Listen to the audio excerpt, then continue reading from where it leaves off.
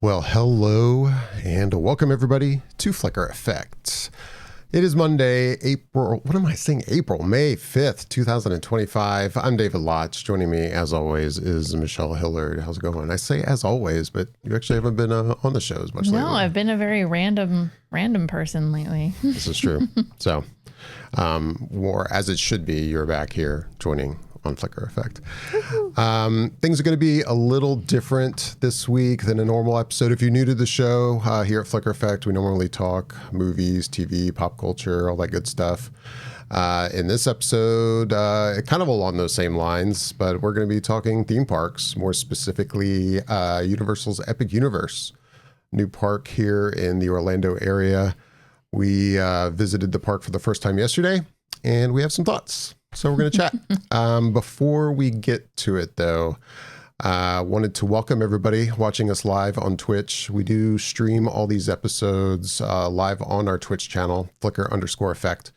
So make sure to give us a follow over there if you haven't already. That way you'll know whenever we go live in the future. It'd be great to have you. Also, for all of you on Twitch, we'd love for you to join the conversation. Maybe you've already been to Epic Universe and you have your own thoughts. We'd love to hear it. Or if you haven't been there yet and you have any questions, we might be able to answer them. Anyway, please don't be shy. Join the chat. We'd love to have you. Or if you're watching us in the future on our YouTube channel, these episodes do appear on YouTube as well. YouTube.com/Flicker Effect. Make sure to jump in the comments section down there as well and let us know what you think about the show and thought about the park if you've been there or if you have any questions as well. Mm-hmm. With that, so yeah, Epic Universe. Let's get into it, shall we? We went to the park for the first time yesterday. It's Universal's third key here in Orlando. It is. I was just going to say that. Oh. Look at you. It's like you've read my show notes. You have show notes? I do. I have show notes. Nice. I'm ready. Oh, okay.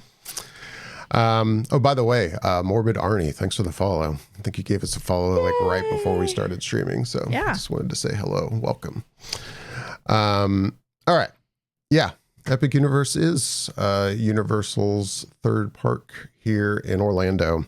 It's also the first major theme park that we've had open here in the Central Florida area in, 26 years? And that was Animal Kingdom? Actually, no, it was Islands of Adventure. Animal Kingdom, I think, was in 98. Oh, yeah. And then Islands of Adventure was in 99. Dang. So it's been a while since we've had a new theme park. Not only in Central Florida, but we haven't had, I think, a new major theme park in the United States in 24 years. What was the last park to open? Shell test. Ooh, I don't know. Part of me wants to say, oh my gosh, I don't know. Something in the Carolina. No, not Carolyn. Something in California. I don't know. It is something in California. You got that right. It's California Adventure. That was the last one? Yeah, 2001. Jeez. Wow. So it's been 24 years since we've had a new major theme park in the United States. So suffice to say, the opening of Epic Universe is kind of a big deal, at least for those of us here in a place like Orlando where the tourism economy is such a huge part of the economy. Well, and it's just been such a part of the zeitgeist right now here. Like, I feel like everybody's talking about this park. Like, that is literally all the chatter all over town. Yeah. I just realized I want to check one thing before we keep going so I can make sure everyone is actually seeing us.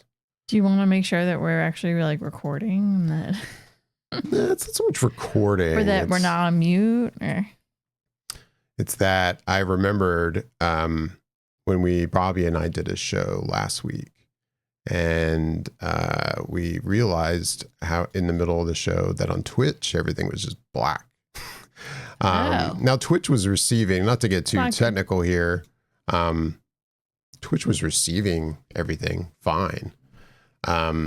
But it's like our bit rate was too high and we're not like affiliate level, at least not yet. And without like that, you can't really stream at too high at bit rates. And it was a mess. Okay. So are we good now? I don't know. I guess so. I probably should check.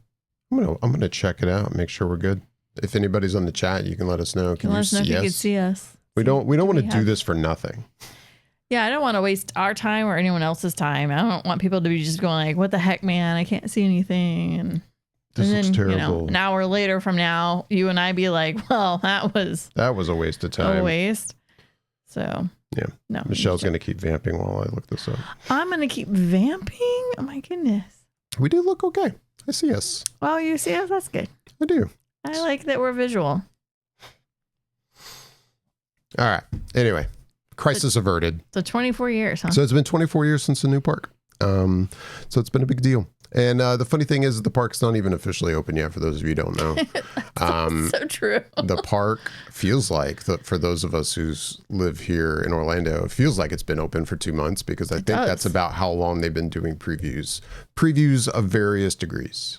Right. And we're going to get more into that, because I know at least I have my thoughts on the way they've handled the preview situation for Epic Universe. So anyway, you know, there's been various different types of previews. Right. At this point, I'll go ahead and say it is open to anybody to buy preview tickets, not even just pass holders. Right. Anybody can buy a preview ticket at this point. But yeah, it feels like it's been open for a while, but it doesn't officially open until May 22nd. And you and I are annual pass holders for Universal. We are. We technically bought an annual pass holder preview tickets. That's how we went yesterday. Right. Before we get into our thoughts, I think it would be a good idea to give everyone a sense of where our mindset was going into it. So I'm curious. Our hopes and our dreams for the park. I'm curious to know, by the time you actually were getting ready to go to Epic Universe, getting in the car, we're going to go, what was your expectation level by that point? Well, the truth is it was actually very high. And I say that because as much as I tried to quell my expectations of this park, it has literally been the conversation piece all over Orlando, all over social media, all over everything. I feel like the moment I'd open up YouTube, the moment I'd open up Instagram, like everyone was talking Epic. And then people talk Epic at work. And then people talk Epic in my social life, which isn't bountiful, but you know, that's been the conversation. And so it is literally what everyone has been talking about. And so as much as I was trying not to get too excited, my expectation was pretty high yesterday. Like in the car, I was getting very excited pulling up. I was getting very pumped. I was very excited. I was trying to not be, especially because as we were pulling in, the rain was still finishing up for the morning. But yeah, no, I'm pretty excited for this park. How about you? I've had varying degrees of I would say anticipation for this park. It's one thing to see like just concept art, right? Back in the day when we kind of knew this was coming, and to you can't help but visualize in your head, like, what is it going to really be like? And you get pumped. Like everything about this seemed like, oh man, this is going to be amazing. Not to say it isn't, I'm just saying.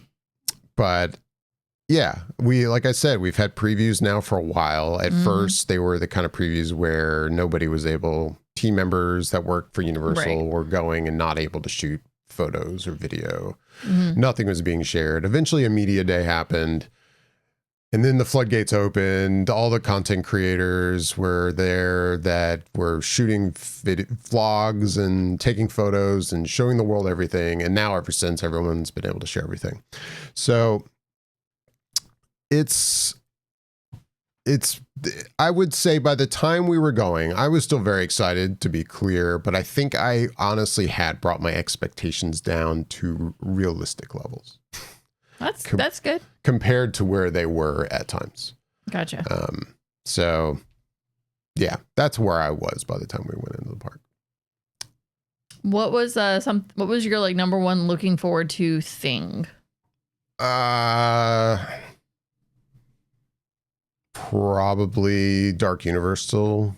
I know. I say still. We had discussed that many times, obviously, and I think both of us were pretty pumped for that area. Yeah. Yeah, I guess I would say that, but like also super interested in the new Harry Potter area as a Harry Potter fan. Interested in Niall Burke. For whatever reason, I'm a Nintendo guy. I grew up on Nintendo, and I was looking forward to Super Nintendo World, but at the same time, it was not as high on my like excitement list. Maybe because it already exists in other places, but it's not like I've been to those places, so I had Right. never experienced it at those places. No, I know what you mean. But yeah, Darkmoor is the only answer. Morbid Arnie, we agree. Oh, I would agree. I would say my number one thing was definitely Dark Universe. Just to get into Darkmoor was like the one thing I was most looking forward to. And then kind of a coin toss between the Wizarding World section and Isle of Berk. And then yeah, funny enough, as much as I mean, this Nintendo World is completely designed around my childhood. Mm-hmm. Like it is exactly my childhood playing Nintendo all the time. And so as exciting as that is, I think, yeah, with you kind of like, oh, well, I know that those sections exist in other places. Again, not just like you, not that I've been to those places, Right. but I know that it exists. So I was excited, but it was probably my least excited thing. And also, like, we haven't been there, Going but in. we've been seeing content as fans of theme parks, and we watch various theme park We do. influencers and content creators. We've been seeing stuff from the Super Nintendo World in Japan and out in Hollywood for a long time. Yeah. It feels like a long time. So maybe Yeah. I think that's also part of it. It's like, Yeah, because Hollywood opened, what, 2 years ago? It opened in 21, 22. I don't know. I'd have to look that up. Right towards when I think COVID was really starting to, we'll say, lift. Right. Anyways. Well, anyways, with all that, we went to the park yesterday. We did. And I think it's important to say too, like, we've been to the park once. Like, It was one day. one day is a preview day. I'm sure our opinions on the park will evolve the more we visit this Yeah. park, and eventually we'll be able to go, yes, this is where I feel like it fits in the pantheon of Orlando theme parks. Right. Like, but I know I'm not there yet. Oh, But no. Oh, no. I'm going to ask you, what were your first impressions? What'd you think, generally speaking? I would say after we parked, as we were walking up, I was actually pretty impressed with even just the simple design of the flow into the park itself. The actual, like, as silly as it sounds, just walking up to it and then getting to the gates. And once you get through security, you get to the image that you have up here. And you see, what is that? I forgot what they called that. What is that called? The The entryway. I know it has a name, right? You're talking about It this. specifically has a name. I cannot think of it now. I will say really quick to everybody, like, we went with the kids. I did not like shoot a lot of like video. I have a feeling the next time we visit, I might do more of that. But I took some basic photos on my cell phone, and we'll share some of those, but nothing too exciting. But no, as you get through security and you get through all that and you enter into this section, it's beautiful. And this just looks amazing as you're coming in. Like, and it really built up my excitement. At this point, I was like, okay, this is going to be amazing. And yeah, you walk underneath it, you walk through, and then you walk into Arnie's pointing out, it's the portal, I guess. portal. Thank you. So you walk through and then you enter into Celestial Park, which is the main, we'll call it the central hub for this park. And it's kind of like a long kind of area in a way. As you're entering in, you're kind of entering one end of the oval, and then it kind of branches off to the, we'll call it the four portal lands, right? And at the other end is the Crown Jewel Hotel, The Helios Grand, which actually does come up into the park. So you can actually enter in and out if you're staying at the hotel. And Anyway, yeah, this whole area you're talking about is Celestial Park. Celestial Park. And I will say, it is beautiful. They did a spectacular job. Like, it is something to behold. It's like this really amazing, like, Art Deco French futuristic-y kind of area, and it's gorgeous. I think right now the downside is there's really no shade, because you put in baby trees and you only get baby shade. That's just kind of how it works until they start growing in, and plant life will eventually grow larger. But overall, no, it's absolutely gorgeous. The water features, the entire water area, it's lovely. I hope my concern with that would be that Universal keep upkeep of that up, because it is literally the grand entrance in. But yeah, the sculptures, all of it, I thought was just beautiful. So no, immediately as you come in, I was just like, oh, holy cow, this is something different. It is just like, it feels like when you walk into Celestial Park, it feels like an elevated theme park. Like you don't feel like you're walking into a Disney park or into even the other two Universal parks. It's like, it sounds stupid to say it, but it feels fancy. Like it feels fancy. Like, dude, I think it's just because of the newness, but the Art Deco I think helps with that, and the stylization that they have everything in. It just feels elevated. I really enjoyed that part. So that would be my first impression was, wow, this is refreshing to see. It's different in a good way. Morbid Arnie in the chat, they early on had Celestials that would actually tell the lore of Celestial Park. They dropped them. Oh, it's a bummer. I've seen that comment, by the way. I know I came across like a random TikTok or Instagram reel or something where somebody was pointing out, like, at this point when I watched this, I think previews post media day were like maybe a week or two in. So like it was kind of fresh in that time period of like, okay, we're seeing the first of the park.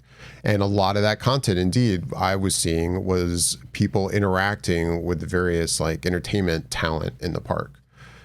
Be it the ones with like the dragons that move around on their own over in Isle of Berk or wherever. A lot of stuff I would see from Harry Potter. And this guy was commenting on like, I really hope Universal and the theme parks in general take notice of like how well this entertainment is enhancing everyone's experience, because time and time again, when there's cuts, the first thing to go is all that Streetmosphere kind of entertainment. And Streetmosphere is the first thing to go because it's expensive. Yeah. It's expensive. But it really does add a layer to everyone's experience that it does. Helps with word of mouth. It pulls you into the world. It really does. It really does. It really brings you into it, envelop you. Yeah. So what about you? What are your thoughts? Overall, I like I said, I had my expectations down at realistic levels, so I would say the park exceeded my expectations. Nice. I say like, I don't know, like right after media day, everything seemed super positive. Like everyone's, oh my God, this is the most amazing thing. And it's hard not to watch it with a bit of, skepticism of like, is it really this amazing? And as much as I've tried to avoid footage, and I have, like, it's hard, if you're on social media and you follow the people that we follow and all of your friends are going to the park and you feel like you're the only people that haven't been there yet. It's hard to miss stuff. So I was seeing content as much as I was going out of my way to like not watch like YouTube videos. I was still seeing things. Yeah. And the more you see things, the more I start to kind of paint a different kind of picture in my head. I think I was getting a little more like, I bet this will be good, but will it? But now walking into the park, Celestial Park, like you said, really is the first thing, because that's what you're walking into. That's the first thing you're seeing. And as a center hub of the park, it does stretch from one end of the park to the other. And you could kind of just see down Celestial Park and see kind of everything. No, I was overall impressed with what I was seeing right as we walked in. And I mean, we'll get into details about the different areas as we, keep chatting, but going through the different areas didn't disappoint. It's funny because in particular, I have seen, not backlash isn't the right word, but I've definitely seen some people kind of being a little more negative on the Harry Potter area. Because, for instance, one person I saw said was like, oh, well, when you compare it to everything else, which is very kind of fantastic, the Harry Potter area feels like another area you would see at World Showcase at Epcot. It just looks like, city streets. And I'm like, yes, but I don't know. It was, if anything, I might have, maybe because I had my expectations for that area down even a little more, I was like very impressed with that part of the park. but all of the different worlds, as they're called, were I was very impressed with. I mean, definitely things to talk about in regards to some of them, but Yeah.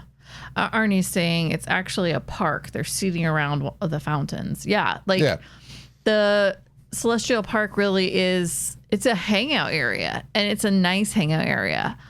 I think, again, it will be nice once foliage grows in and matures. That'll be nice. In the meantime, I do kind of wish that they would figure out some way to do a makeshift shade, be it some kind of like shade sails or umbrellas, because it's May right now, and the peak of the day, cutting through or across that area was warm. It was warm. The good news is you're not in it for very long, but you're definitely not hanging out directly in the center of it for sure, because it's just too hot. But if you kind of go off to the sides and kind of around, there's definitely places to hang out and sit and relax and enjoy the shade for sure. It is nice in that sense. right. So I know we'll get there. But yeah, when it comes to the Wizarding World, no, I personally, I think it's spectacular. Like, we walked through the portal into Wizarding World, and I mean, I've only been to Paris twice in my life, and both times it was only 4 days each time. But I've seen a lot of Paris, and I felt like it was like walking into sections of Paris. There were sections that reminded me of where like the opera house is. I was like, oh my gosh, this is kind of how it looks like when you're by the opera. And then there are sections that remind you a little bit of Montmartre. And then there's sections that remind you a little bit of, I can't think of the area now. But it is Paris come alive. And it's like you can see old Paris and new Paris, and then they meshed in the Wizarding World into it, I think, pretty seamlessly. I think it looks spectacular. I was very impressed with it. I think if there was a downside, it's like what you were saying, David, is that there really wasn't any streetmosphere when you and I went through it. Not when we were there. And I don't know if it's because we were towards the end of the day when we actually finally got into that section. Yeah, that was the last section we visited. It was. We didn't get in there until, what, 6:30-ish, I think, a little after 6:30. Yeah. So but I still feel like Streetmosphere should still be going on. I don't know. But overall, though, I actually thought it was quite beautiful. I thought they did a really good job. I think what is interesting is just how spread out it kind of is and how it feels. You know, you kind of come in and you go down a street, and then if you go to the right, you can go one way, and in front of you is the show that they have going on. Then to the left is to take you towards Battle of the Ministry. And, you know, we've seen from people's vlogs and things when they were building this theme park that when you go in, you go up the street and then you go to the right, there initially was going to be another ride in there. What that ride would be, who knows? But there's definitely room for them to do that. So maybe in the future, they will put in a second ride or a different show or something else in that section. So I would say if there was anything that felt a little like hollow, I guess is the best word to go with, it would be that section to the right. But overall, I think it's quite spectacular. The shops were really cool. The main restaurant that's in there looked gorgeous. It was like just beautiful, beautiful, like 1920s Paris, Parisian, like it was gorgeous. It was like a beautiful French parlor. Like I was like, oh my God, I cannot wait to dine there. And I recognize that this isn't like traditional table service food, but I was like, I just wanted to sit there and vibe. Like, it looked so cool. I was like, oh my God, that looks like Parisian restaurants that I've been in. Like, it looks amazing. And so I think they did a spectacular job in that section. I was very impressed, actually. And I think maybe I probably had lower expectations going into it because I'd heard some negative stuff. But I was like, no, I don't know what you guys are talking about. This is very detailed. This is very amazing. I mean, honestly, I loved it. Yeah, Arnie pointed out they had students from various schools that walk around. And I've seen content of that, but we just did not experience that while we were there. I don't think I saw any entertainment walk around the park. I mean, you know, you see the normal stuff you see in the various Harry Potter areas in the parks where interactive wand stuff. We walk past the point where there's a painting that will actually talk to you. Yeah, the painting. So we saw that. That was cool. But no entertainment walking around. There wasn't anyone from there were no Bow Bottoms students walking around. Yeah. Which I guess, I don't know. Yeah, I guess you kind of would expect that since it's, Paris. Right. But no, we didn't see any of that. Didn't see any of that. We did find the moon calf. We do. Well, before we get too much more into it, again, for anybody watching who just maybe you're not even familiar with much of the news regarding this park. Celestial Park is the main kind of section in the center. We were showing photos from that a second ago. And then from Celestial Park, there are 4 other worlds to visit through portals. And you've got the Wizarding World of Harry Potter, Ministry of Magic is the official name of that whole area. That you've also got Super Nintendo World, How to Train Your Dragon, Isle of Berk, and then Dark Universe. Park size-wise, what did you think? It's interesting. In a way, when you're standing in it, like when you're standing in the middle of Celestial Park, it feels pretty vast. But then I think once you get into each portaled land, the lands feel big and yet small at the same time, if that makes any sense whatsoever. Like, I don't know. It's like, I think it's because they're so broken up and you feel so disconnected from the other ones. It feels like it's its own very teeny tiny little theme park, if that makes sense. Yeah. Like when you go to Islands of Adventure, when you go to IOA, it's like you still feel like you're in a major park and everything kind of flows and everything's its own section, but it just kind of flows around, right? This just feels like you really are going into one tiny specific area. And so it feels small, even though it's quite large. And the only one that I feel like I was like really kind of almost baffled by in a weird way was honestly the Nintendo World, but we can get into that in a little bit. But no, I think in a way it's like the park felt big, but then each section felt small, even though I know each section isn't that small, if that makes sense. Yeah, no, it makes sense. And I have thoughts in regards to like the way you have to navigate the park. And actually, I like the way this park is set up.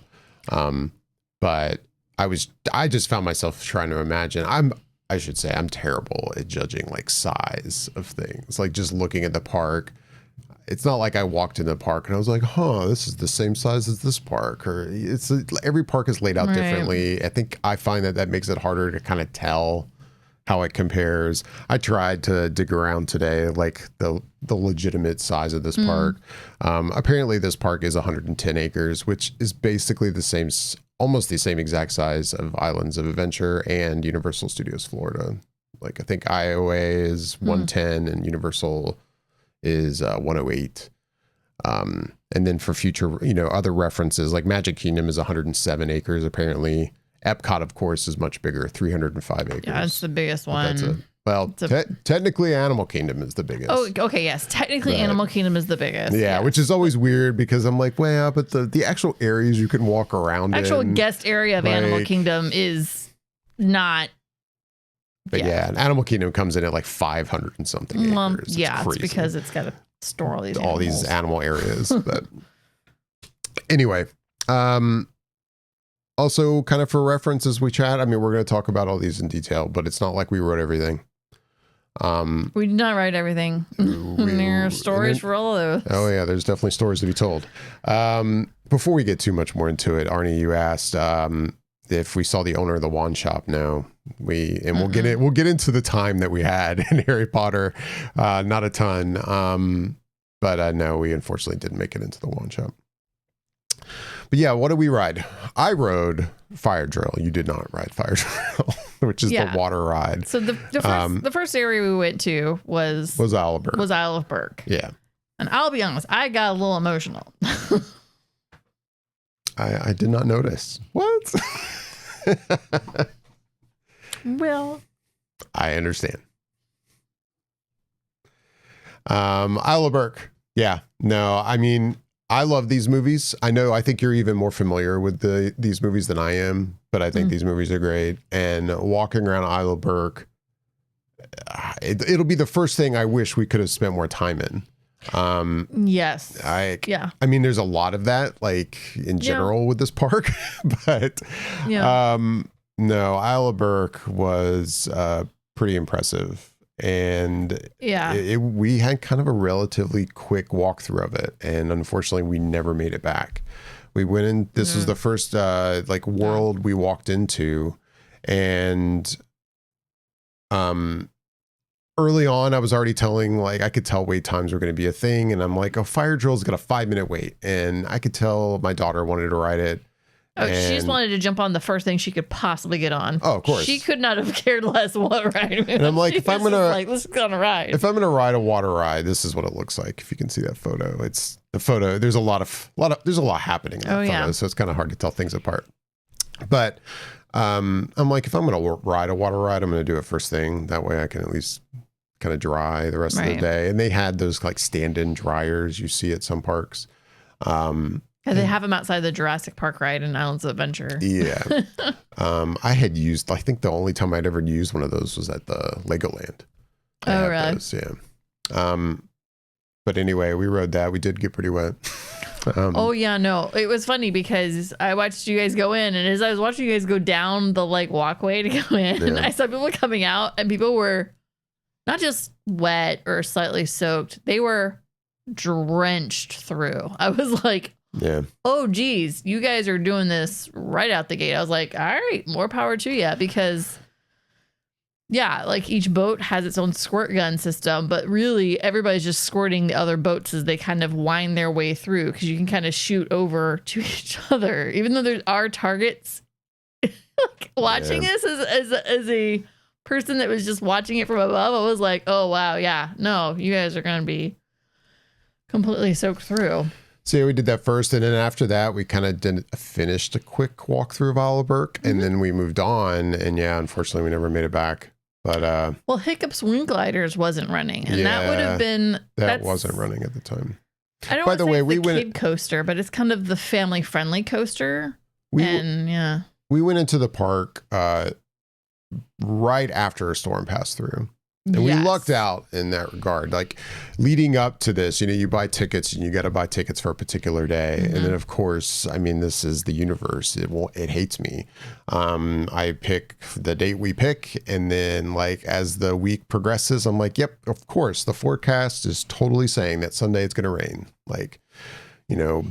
Quite possibly off and on throughout the day. That's my luck, but it is what it is. And luckily the front passed through in the morning. And I mean, the park for these previews, the park doesn't open till 11.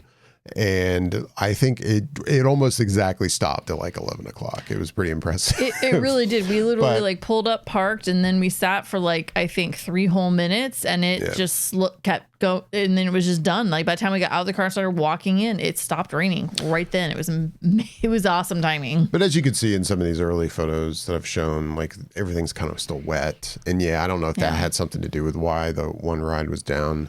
But no, we did kind of a quick walkthrough of Isle of Burke. We left there, and then I mean the order of where we visited everything, I guess, doesn't matter. But did we go back to Super Nintendo right after that? We did. We went into Super Nintendo. Yeah, we went into Super Nintendo, and I guess I already mentioned how you talked about how the layout of the park is a little different, versus almost every other park I've been to. You go to Magic Kingdom or Islands of Adventure and you have different areas, but they all kind of mesh together. And you can flow through an area into another area. I had wondered about that before we got to this park, because it's one thing to look at a map that you can look at online, where maps can make things look a little more separated than they really are. And I'm like, are you going to be able to walk from one area to the other without going to Celestial Park? And I mean, unless I miss something, no, that you cannot. And I really like that. If you're going to have a theme that you're in Celestial Park, but you can use these portals to get to different worlds. I like how the park sticks to that theme. Like you kind of. But you have to pass through these portals to go to the park. I mean, if I wanted to be really nitpicky, I could be upset that to exit some of those areas, you don't have to pass back through the portal. You kind of just walk through maybe another area to get back into Celestial Park. That's nitpicky. It's fine. I get it. You have crowd flow, and especially with Super Nintendo World, which is why I bring this up. Like the portal, like is like one of the pipes in Mario, and it's like you're going up a pipe. And, you know, with enough people going one direction, you know, you can't have people coming back the other way. So they have like a separate exit. And I get it. Yeah. But, I mean, and the pipe is you're on an escalator going up through the pipe. So we went up a level just to get into the land of Nintendo, which honestly was a really cool touch, in my opinion. Like they had the sound effects, the whole like warpy whoop, whoop, whoop. Like you go through the like just the way Mario goes through the pipes. So that was actually probably the coolest portal, I would say, as far as going into a land. That was probably the coolest portal, in my opinion. Yeah, you as soon as you pop out of the pipe, like it basically you're seeing these kind of views, and it's I want to be clear. I thought it looked great, and as a Nintendo fan, it was great. It was like getting dropped right into a game. It is a bit of sensory overload. A little bit. Like there is not only stuff happening everywhere in this world, but the volume is it is immersive is the way I'll put it. And I'm going to use the word immersive because I get why it's at that volume. Like if it were any lower, you could argue maybe it wouldn't as much feel like you really are in like a game, like the music is in a game. But at the same time, when you're spending like a decent amount of time in Super Nintendo World, and the music and the sound effects in the general like park area is at times like, okay, I think I need to get back out to Celestial Park and like get away from this for a little bit. Yeah, the volume is high to really get you into feeling like you are in the middle of a game. And yeah, it after a little while of hearing the Nintendo music going, the Super Mario Brothers going, it's a little much at that volume level. It's a little much after a little while. Like I almost feel like they could turn the music actually down a notch and let the sound effects that happen be a little more prominent. That would be my opinion. Arnie points out that we have the largest Nintendo land in the world here. Well, and that's because we have Donkey Kong Land. I think Japan has Donkey Kong Land, though, too. Oh, they do. I think they got that as an expansion. Right. And we just got it from the get-go. Right. Which I didn't take really any photos other than the entryway to that. It's a cursed land for me. Well, that's a story. That's a story. But we're not there yet. We're not there yet. So we went into Nintendo where we did a quick little lap, like on the top part, and then we went downstairs. Yeah, we just for that first walk in, it was just kind of a walkthrough. We're just checking things out, where things were. And I say that because so at previews, we have been warned that there are long wait times for the rides for the first, we'll say 60 to 70% of the day. And then towards the evening, they die down. And that's not a lie, at least right now during previews. Every ride had at least a 1 hour wait, minimally. Like probably the most kiddie ride that's there is the Yoshi ride. And it started in the morning at an hour wait. And it went down considerably, like in the middle of the day. Like in the middle of the day, there were times we saw it at like 5 and 10. Correct. But yes, at first you're right. It was pretty high. It was an hour when at 11:30 or 12 o'clock. An hour into the park being open, it was at an hour. Yeah. So no, we just kind of were checking things out and kind of going, well, these lines are a little longer than we really want to. So we were filling things out. We went over to the Donkey Kong Land. The minecart ride was on a delay. We assumed from the weather that we had just had. But it looked like it was getting ready to open soon, so we kind of hung around for a little while in hopes that maybe it would open up. And like a line had gathered, and it's not like they were like telling people they couldn't line up. They were playing these announcements occasionally saying like, unfortunately, we're still delayed. You're more than welcome to wait, but we don't know when it's going to open. It was something along those lines. And like every now and then carts would go by. And so it had signs of this could be happening. And like the fact that they weren't like shooing the people in line to be like, guys, just disperse. Don't get in line. It's not worth it. We were lingering with the idea. Like, hey, because if it opens, like this is nothing. This line will. Oh, yeah. We would have been 10 minutes. Yeah. if we had hung out. Because we were kind of debating, where are we going to eat anyway? So we're like, well, if we're going to stand here with our phone and use, basically like research in the app, like where to eat, might as well do it here in this line just in case it opens. But it did not soon, so we eventually bailed. Yeah. And then it prompted us because we were looking, there's quite a few dining options in the park for sure. And almost all of them are, I don't want to say like a quick service. It's just that they're all in-app ordering right now, and then they deliver to your table. There's no like... In the app, I think they refer to them as quick service. Those are quick service level. I think there's 5 table service restaurants. Maybe it's not that many, but there are some table service restaurants in the park. But yeah. Right now, even those are operating, I think, as in... Like, I think they are eventually going to be table service, but they're not actually table service right now. Anyways, so we were looking at all those, and I was like, you know what? I was like, for what I think I know our family prefers as a meal, I was like, I think we're actually probably best served by going over to Darkmoor and going to the steakhouse. The steakhouse. The STAKE house. Steakhouse. So I can spell. So we headed over to Dark Universe. Yeah, we went over there, did that. And since you're bringing that up, I feel like I've heard mixed. Arnie, Arnie, since you're in the chat, I think you might disagree with us on this one. I don't know, or at least me. But when it comes to that form of quick service that Universal has adopted, I mean, they have it at Minions Cafe, right? Over on the Universal. Yeah, and we've experienced that a few times. Where there is no, like, it's quick service, but there's no counter.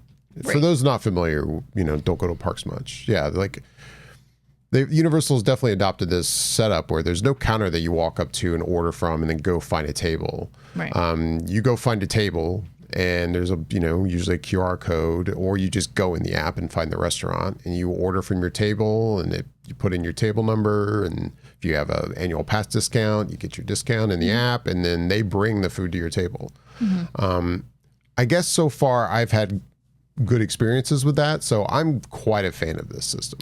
I mean, we've all known what it's like to go to quick service restaurants and have to stand up at a counter, and especially if you're going at certain like lunch rushes or dinner rushes, not that it's super long waits, it's just kind of annoying, and then you're trying to find a table, and I don't know. Like, and then you're walking around with your tray of food looking for a table to find. A spot. And the times I've been to these Universal restaurants that have this system, if the tables are full, they kind of seat you almost like a table service restaurant. Like, they'll hold you at the door or at a holding spot.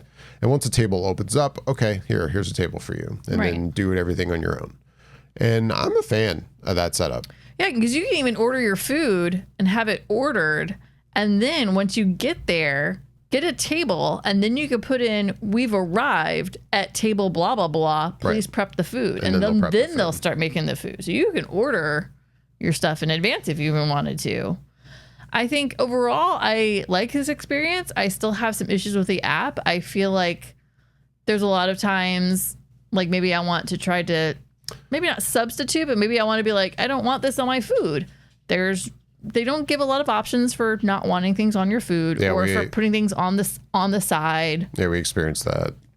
With Steakhouse, yeah. It's like, luckily they have this like allergy like thing you check if you want somebody to come to your table and check like, hey, what are your allergy situations? And that's the only option we could think of. So we checked that. Somebody came to the table and we're like, actually, we don't have an allergy. We just don't want this on the chicken sandwich. Can you take that off? I think that's my biggest downfall of this app is it needs work. Yeah, it needs some work. Is you can't really substitute or take things off easily within the app. And then if you do have an allergy, it's not like you can notate specifically what it is with the food item. You have to have a team member come over and have the conversation with you, which on one side is fine and good. But I also think just being able to do it in the app would probably be slightly more efficient, but that's my opinion. So yeah, there was a part of me that felt kind of bad being like, oh, we need to talk to somebody about an allergy. And there was like, oh, hey, no allergy. We just don't want something on a piece of food. Yeah. This is footage from Steakhouse for those watching the video. I will say the theming within Steakhouse I thought was very good. I liked it. I thought it was really, really kind of cool. And yeah, Arnie, you're pointing out for me because Epic is so immersive, I would rather have more human contact. I don't disagree. I mean, I don't disagree with that either. But I don't know. As for efficiency in getting quick service type food, I've so far had good experiences with this kind of system, and I like it. Now, I'm sure it'll happen where I'll get frustrated with it, like I've gotten frustrated with other things, and maybe I won't like it as much. I don't know. But we didn't experience a table service restaurant yet here either, so I don't know what that's like at the park. It does seem like there is one main restaurant in the park that looks like it Atlantic. Is like the fancy restaurant, the fine dining restaurant called the Atlantic, and it's right smack in the middle of Centennial Park or Celestial Park. Celestial Park. I keep saying Centennial. Celestial Park. But it's right in the middle of Celestial Park, and it looks gorgeous from the outside. And then at nighttime, looking in at it, it looks amazing and beautiful. And it's overlooking like there's waterfalls into the water area. It looks super nice. Like that would be a great hey, we're going to the park, and hey, it happens to be somebody's birthday, and we want to celebrate and have a really nice dinner. Like that would be the one right there, For me, that's the kind of place once you're able to have an annual pass and you go to Epic more often, okay, I'm going to go do a table service experience. Yeah. Because I can come to this park as much as I want. We're not there yet, so no. I don't know. The park's not even open yet, technically, so. Technically, it's not even open yet. Anyways, so we dined at the steakhouse. And the steakhouse? I thought the food was good. I thought the food was good. I thought it was good. You don't seem, that's very, it's fine. I think it's fine. It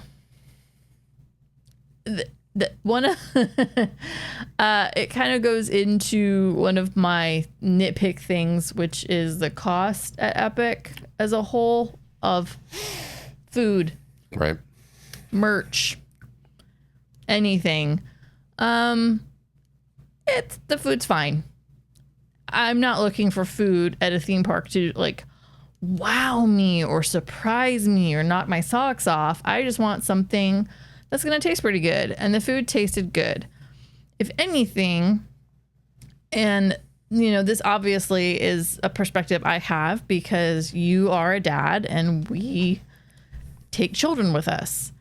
As I was going through restaurants that were open and looking at their menus, I will say on one side, what's nice about this park is that, like I said earlier, this park feels a little more elevated.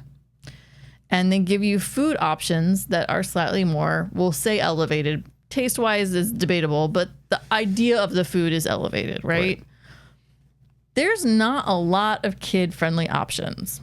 And I say that, and every menu has at least 2 kid items. And I'm using kid with air quotes.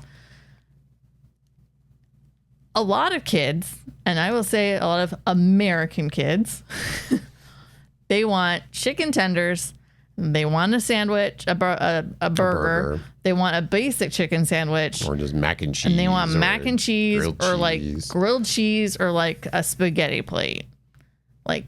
That's it, folks. American kids, at least, that I could speak for, that I feel like I can generalize here.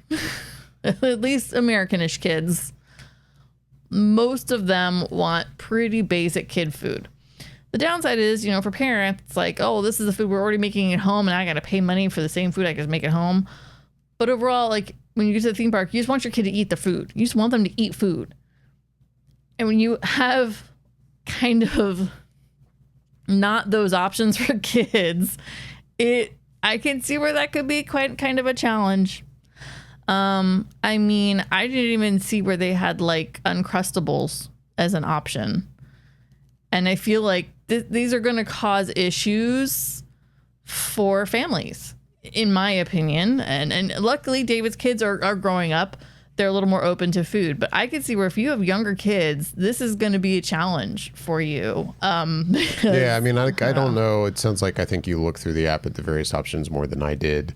I mean, from my perspective, I was like, well, steakhouse. Like, I think for the food, the 2 kids' items, one was like chicken tenders, like almost on a skewer or something, I think. So it was the meatball. And then the meatloaf which on is a really skewer. just burger on a skewer. Which was basically the burger that I had on a skewer. But I, maybe we're missing something and there's more basic options at some of the other restaurants. But I know you looked through those more than I did. Because I was trying to find the restaurant for us to enjoy. And again, luckily our kids are a little older. Your daughter still is a little bit picky at this point, but overall she's gotten much better and we can usually get her something pretty okay. But let's say if we'd taken your daughter to this park 3 years ago, I don't know how we would have fed her. I'm sure we figured something out. But. Sure, we'd have figured something out, but I will say, like, I looked at like 5 different restaurant menus, and I feel like this could present a challenge. This is just my opinion, but I feel like that's a challenge, and we haven't even gone into the price point of any of it yet. So, yeah, we'll circle back to that. I mean, we could go on for 5 hours talking about our experience, but without getting too deep into it. I mean, from my perspective, yeah, the food seemed a little more for quick service, but we all know that food in any theme park is expensive. But my quick reaction, without going in the app and checking prices right now, comparing it to like the other Universal parks, it seemed a little higher. The merch wise, Arnie, you pointed this out before we went. Merch wise, you had said how the merch just seems even more expensive there. And it did seem that way to me. I mean, maybe I'm wrong and it's just as expensive as the other Universal parks and the Disney parks, but there was something about the price of some of the items I picked up and looked at. I was like, oh, wow, like that is, I mean, I expect high. I'm in a theme park, but this is high. I would say, and this was my takeaway from yesterday when it comes to the food and merch, anything that you have price wise in your head when you think of like other parks that you've gone to, when you've gone to Universal Studios, when you've gone to Islands of Adventure, when you've gone to the Disney parks or SeaWorld, you kind of have an idea of what these things are approximate price points at. Epic, you need to realize you need to add minimally $3 to $15 to whatever you have in your head, depending on what the item is. If it's food, you're minimally adding anywhere from $3 to like $5 or $6 than what you probably had in your head. Merch, you're starting around adding $5+ to $10 to even $15 more than you probably had in your head. That's my takeaway. I feel like, again, I think they're trying to go for an elevated theme park here, and the price point is reflective of that. Right. But yeah, we ate at Steakhouse. After that, we finally rode like a real ride. We rode Monsters Unchained after that. Arnie points out 2 regular action figures, nothing special, $85. Yeah.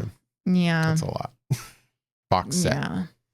There was an ornament your daughter actually showed me, and she was like, it's so cute, but it's so expensive. And I was like, well, it's a little Christmas ornament of Frankenstein Castle Manor. How much could it be? That little ornament was $27. Yeah. And I was thinking it was going to be like 17 to 21-ish. And I turned over and I was like, oh, yeah, that little ornament is $27. How about that? You pointed out some coffee mugs in Isle of Burke that you liked. And indeed, I was like, yeah, no, these are pretty sweet. Those were cute. And I mean, sadly, we know coffee mugs. We have way too many. we have an issue. And I've bought coffee mugs in parks, and I know that they're more expensive, but I looked at the price, and I mean, not to say it was like, there's no way I'm paying that, but it was, like, I wasn't thinking it was that expensive. Yeah. Yeah, it was, the prices were high. Yeah. But yeah, we rode Monsters Unchained. Yay. Luckily, we didn't wait too long for that. I think the wait time really was... didn't. I mean, actually, it was like, technically, it was like on a delay when we walked near it, and we were standing right in front of it. Debating kind of what to do. And then the guy was like, hey, it just reopened. And we went, and we just kind of went in. But there were still people waiting in the queue that like were waiting through the delay. I think we waited 30 minutes, 35. A little more than 30, but yeah, it wasn't long. It really wasn't long. And this was like right in the middle of the day. It was... not a bad wait. I didn't think it was a bad wait, and I think because of the theming in there is done so well the time goes by pretty quickly, and their loading is efficient. And I think that's another thing that helps that queue line. The loading for that ride is extremely efficient. Yeah. This is our first experience with an Epic Universe queue, which I'd been hearing that the queues overall were pretty good. Indeed, you know, you're walking through the manor and it's pretty sweet. It is pretty sweet. I was happy to experience it because I will say, so we haven't mentioned yet, we're going back to the park in June. We have tickets for the park after it's officially open. I did, crazy enough, get Express Pass for when we go, and we won't be able to walk through most of this queue when we use Express Pass. So, I mean, obviously we could still do the regular line whenever we want that day, but Right. it was nice to know, okay, yeah, I've experienced the queue. The queue is pretty sweet. That this mural in this photo, I was just particularly like, oh my God, I want like that on a mug or something. The whole queue is an homage to the 1931 film Frankenstein, what most people think of as the black and white Frankenstein film, Right. with Boris Karloff as the monster, and I can't think of the actor's name. Last name's Clive as Dr. Frankenstein, and there's a portrait actually of that actor as Dr. Frankenstein in there, which is across from the portrait of the current Dr. Frankenstein, his great granddaughter, Victoria, which is also an homage to Dr. Frankenstein's friend in the film named Victor. But then also the monster has been called Victor as well. So there's like all this kind of like meta stuff happening. Yeah. But there's homage all throughout the queue line for that film. It was pretty cool. I was trying to not geek out the whole time going, and I was just trying to enjoy it. Already mentions there's some great trivia in that queue and in the cemetery. Yeah. No, it's fabulous queue line. And the ride itself, expectations were high for the ride for me, but it was solid. I liked the ride quite a bit. It uses, and I should say, as we keep chatting, we're not really intending on like spoiling anything with these rides, like, or the park in general. Like if you haven't been yet, I'm showing some photos of the queue if you're watching us on Twitch or on YouTube, but beyond some shots of stuff in the queue, we're not going to spoil anything about the rides themselves. Maybe talk about like the way the ride systems work, but that's about it. I'd heard that the ride system was like similar to Forbidden Journey, and it does seem to kind of have that same, at least like vehicle. Yeah. A lot of animatronics in this ride. As a guy who's previously worked in like theme park maintenance, I was like, man, there's a lot of animatronics in here. Pretty high quality, really good animatronics in here. There's a lot of stuff to work on. I thought the ride was really good. What do you think? I thought the ride was quite good. It was probably my favorite ride at the park, actually. Like you said, there's a lot of animatronics and they're done very well. The screen work that is done in there is also done very well. It is a very good ride. and the story, I think the story works for that ride. I think what they're trying to do in that, it works. I was very impressed. I really enjoyed it a lot. And again, I'm not going to share spoilers, but I'll just say this. There was one thing at first I was kind of like, about, which was, kind of in a pre-show, you see Igor, and it's like, it's not a live action like actor. This is, it's an animated Igor. Animated in a way that's definitely like a character, but kind of made to look real, but kind of not really. Yeah. I don't know. It walks this line of like looking real without looking real. And there was a part of me that's like, couldn't we have just gotten a good actor to play this part? But then as the ride progresses, and I get that you're dealing with these monsters and you're seeing animatronics of these monsters and then also versions of these monsters on these really high quality screens, like you mentioned, and doing the things that they do, I kind of get why in general the look of the ride has a real life animated look. And so I'm kind of like, I get it. But if there was one thing about the ride that at first I was like, oh, Igor's animated. Why is he animated? And I think Yeah, I'm with you. I kind of bumped on it a little bit, but I kind of was just trying to kind of just go with it. And I thought about it a little later, especially because later in the park, we actually, one of the few like entertainment people that we saw, we did actually see Igor. We saw in Dark Universe, we saw Igor. We did get to see Igor walk around. And so we did get to see him. But I guess on the upside to them making it kind of an animated character in the ride, I think it kind of helps on like a kid level. Like, I think it doesn't just completely scare the crap out of the kids immediately. It is not full on like Halloween Horror Nights haunted house. Yeah. And I think that is going to be helpful. Like, you know, like, I mean, we've heard like, oh, this is the land that is like kind of catering to the Halloween Horror Nights crowd, right? We've heard that. But at the same time, it's like, it's still a world and a a regular park hour theme park. Like it's not going to be the adults only area. Correct. It's not an adults only area. So I get that too. Yeah. So I think overall that was a good choice to go that route with that character, I would say. Arnie mentioned, did you see the scanner scanning the monster in the queue? Yeah. Yes. I didn't get a photo of it or video, was pretty cool. But yeah, that was pretty sweet. We were trying to not go crazy videoing or taking photos since we had the kids with us and we were just trying to enjoy our time with them. I mean, having said that, I took some photos and videos. David took some photos. So we do have some, but that wasn't really the main goal for the day yesterday. We just kind of wanted to see the park and experience it and just see it. And mentioned the little girl statue in the cemetery is the little girl he accidentally killed in the movie. Yeah. One thing before we leave Dark Universe and our retelling of our day, minute by minute. I took a quick photo of this, and I had heard before going into the park, you know, maybe a nitpicky kind of complaint from some people is that sight lines in the park aren't necessarily as attended to, if you will. Oh yeah. And I noticed that walking through Dark Universe. So, you know, if you've seen the layout or if you know the layout of this park, I mean, it is right next to the Helios Grand. And, you know, is there a part of me that's like finds it unfortunate that like you're in this immersive world, but then like, oh, look, there's that hotel right there. Yeah. Like it takes you out of it a little bit. It's not enough to like super upset me. I mean, this is me wishing that, you know, they could have found a way to kind of decoratively cover that up, you know, so that when you're in the land, you don't see the hotel. But then at the same time, I guess if you're in the hotel, then you see this unattractive thing that they don't want people in the hotel to see, I guess. I don't know. But I get the complaints. Again, I'm not going to harp on that too much. It's just something I noticed. Yeah. I mean, so on the upside in Nintendo World, you do kind of go up to go down into Nintendo World. You're kind of in and so you're like in a bowl. You're like in a bowl in there. Yeah. And that helps that land.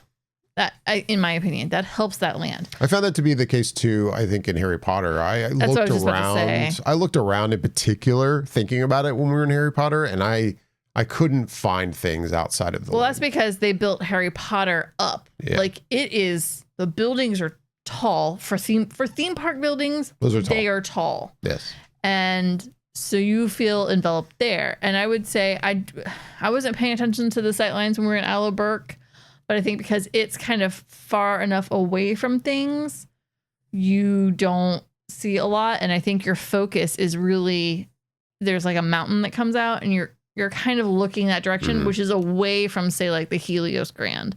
So you're not seeing any other buildings around because there literally aren't any other buildings around in that land. So I think the other three sections get it right. I think, unfortunately, Dark Universe is right next to that hotel. And yeah, it's kind of a pet peeve thing, you know. It's kind of, you know, Disney has their like sky blue or whatever they call it, and they paint buildings and things kind of generally speaking disappear, we'll say. Generally speaking, Disney's pretty good at the sidelight thing. Yeah. It's something they kind of pay particular attention to for the most part. Yeah. Yeah, maybe Universal didn't do it as well here, but again, I'm like, it's fine. We did not get to go into Dark Universe at night. Spoiler Yeah, alert. it's just- So we intended to revisit this area at the night. day went quickly. It did not happen.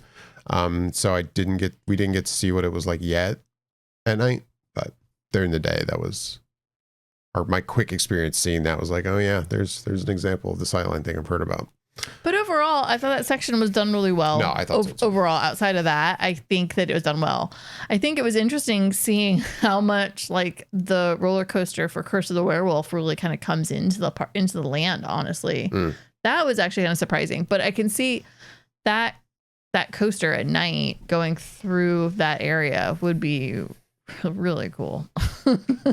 Yeah. I think that'd be really. I'm looking forward to doing that. I'll be honest. That's gonna be really cool. So yeah, we did not write Curse of the Werewolf. We did not get to write Curse of the Werewolf. We just did Monsters Unchained. the wait times were long for a park that was not even at half capacity. Yeah, or so we've been. I guess I don't know, but I know it's supposed to be lower capacity. And I mean, indeed, it's not like walking around the park. I was like, oh, wow, it's busy. I mean, there's areas you walk around, pinch points, of course, you deal with more people. Pinch points. But it didn't seem incredibly busy. It didn't seem incredibly busy for as long as the wait times were. I think some of the wait times aren't helped by particular rides not moving people through, which are like, in our case of going to the park, which again, for preview hours, they were like 11 to 9. And it's been my understanding that I had heard that Ministry of Magic, that ride, has had a lot of issues, and it's on a virtual queue, which is a whole thing we'll get into. The day we went, the ride didn't open at all until 3. I don't know if that's been a very frequent occurrence, because I definitely have read online that it's open at 11 a lot of days, but it didn't open until 3 when we were there. And then... so you had a good chunk of the day, that's 4 hours right there, that there's people not riding a major ride in the park. So they're having to do other stuff. And Minecart Madness was off and on throughout the day. Yeah. So that's another major ride that wasn't put, really sucking in guests. So yeah, wait times were a thing for the most part. They were a thing. And I think the thing that was constant was the fluctuation of them. So we left Dark Universe and headed back to Nintendo World, and we went into Bowser's Challenge, the Mario Kart ride. And initially when we jumped in the line, it said 45 minutes, and there were parts I could tell I was like, this is going to be longer than 45 minutes. It was, but it wasn't much over, I don't think. It was like an hour and 10 by the time we were actually sitting in a Mario Kart. So it wasn't the worst off. But, and I'll say that queue line though, again, the theming is amazing. You walk into Bowser's castle. The theming of that queue is quite good. I mean, just like Monsters Unchained. I mean, yeah. So that was our second major ride, and I was like, yeah, man, they definitely like thought about these queues. And yes. It's pretty sweet. I didn't take great photos in there, but there's a couple. But no, it was immersive. It was. I liked the queue for the ride. I don't know about you. I'd heard about this ride in general. I had heard mixed kind of reaction to this ride going into it. I get that. And I thought the ride, I would definitely want to try this again, but it's interesting. It's an interesting interactive ride system. It's different than what we've seen. You've probably, some of you may have seen, you wear this visor, and that's how you're kind of seeing certain aspects of the other cars and the things you're shooting at. But at the same time, you're moving. It's not like you're moving through just a random dark area. You're moving through like worlds and Mario Kart and like actual stuff in the room, which the combination of the two can at times work really well. And then other times, maybe not as much. Yeah. But I didn't dislike the ride. I thought the ride was good, and it was something different. I'm always for a theme park ride that attempts to do something I haven't seen a million other times. So I at least appreciated that. Yeah, Arnie says, "Did you read the book titles in the queue?" And we did. And It was funny. Your kids were getting a kick out of them. Yeah. And I was reading. You were them. reading them off. I was kind of reading them off because some of them were kind of high up, and I could tell your daughter couldn't quite see all of them. But I was reading them, and your kids were getting a kick out of them. They were cute. But it was funny, like. There's a point in the queue where I think they do a good job of this, where you kind of get a sense of, oh, I think I'm almost there, but you're really not almost there. Oh, yeah. And the stairs. And there's a point you already have your visor that's on your head, but you still aren't really near the ride, and you get to this like stairwell that you're going down, and then we're confused because we're in this one line that you can kind of see in the photo, but then there's these people. Once we got into this room and I just see all these people sitting down, I'm like, man, that's a bad sign. But we're just moving past them. It takes a while to realize, I guess that's the single rider line. Yeah, the middle was the single rider, and I guess the other was express. Or I don't know. And what was interesting was I felt like our line was moving the fastest of the three.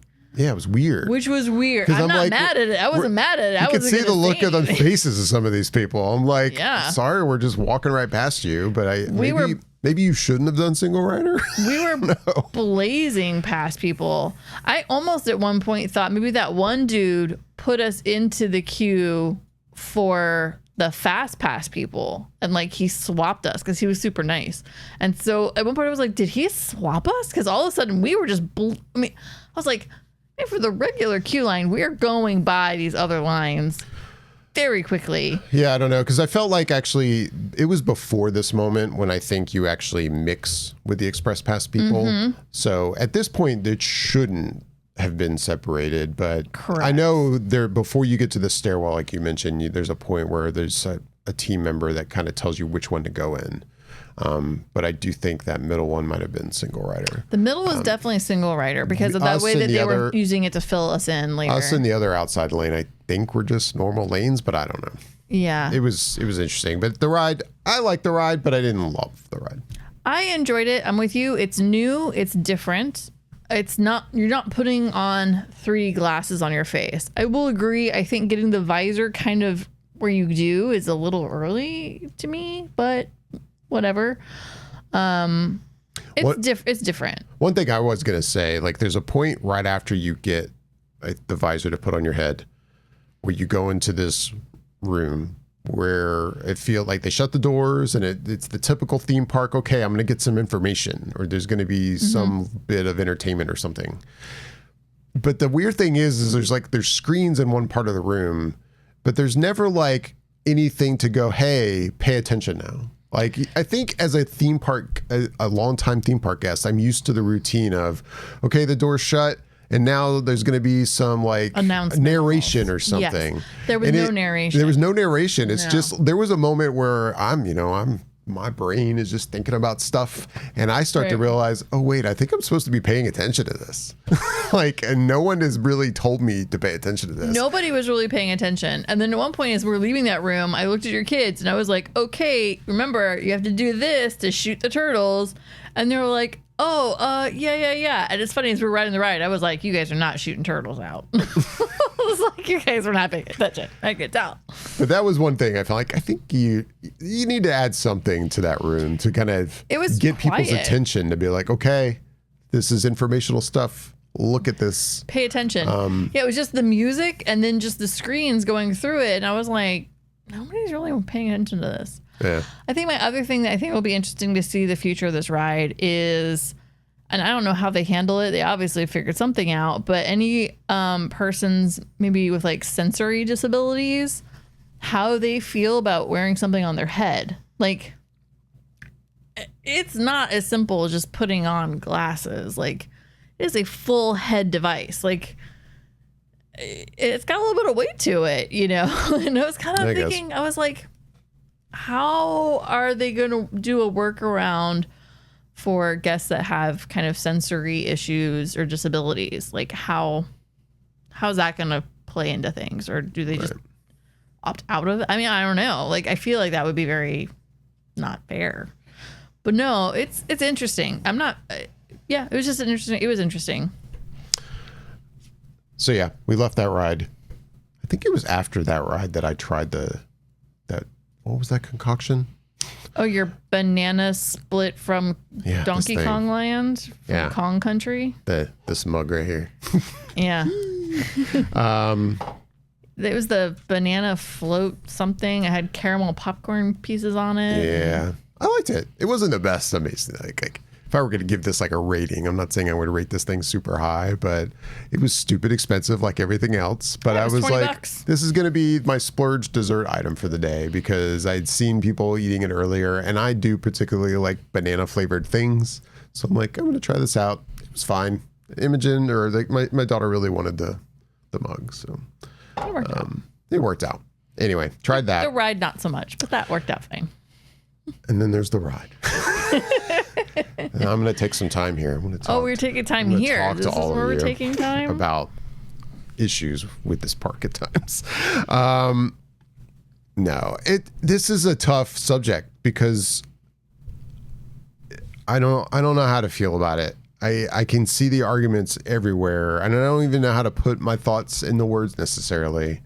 But, you know, I did want to ride Minecart Madness. I'm not saying I've heard like it's amazing, but I've heard it's pretty entertaining. And I'm like, it's one of the rides I know for early admission is what people are going to run to because it's not supposed to have express pass, but I think it's going to be open for early admission for people that are in hotels. And we finished with the Mario Kart ride, and it was like a posted 60-minute wait for this ride. And we knew we were going to have to wait in lines, and 60 minutes was just life. That's just the way it's going to be if we're going to ride stuff. So we make the decision to get in line for Minecart Madness. And, you know, if you haven't been through the queue, once you go in, you make a turn and you go up this short ramp into this square room. And It looks like Legends of the Hidden Temple. Yeah, it does. But gold. We were in that room for a while. I mean, We were in that room for a full hour. You've got the typical queue of just going back and forth in a room.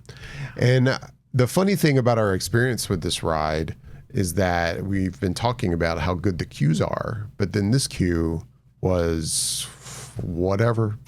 Like, Trash. I mean, we didn't, spoiler alert, we did not see the whole queue, but,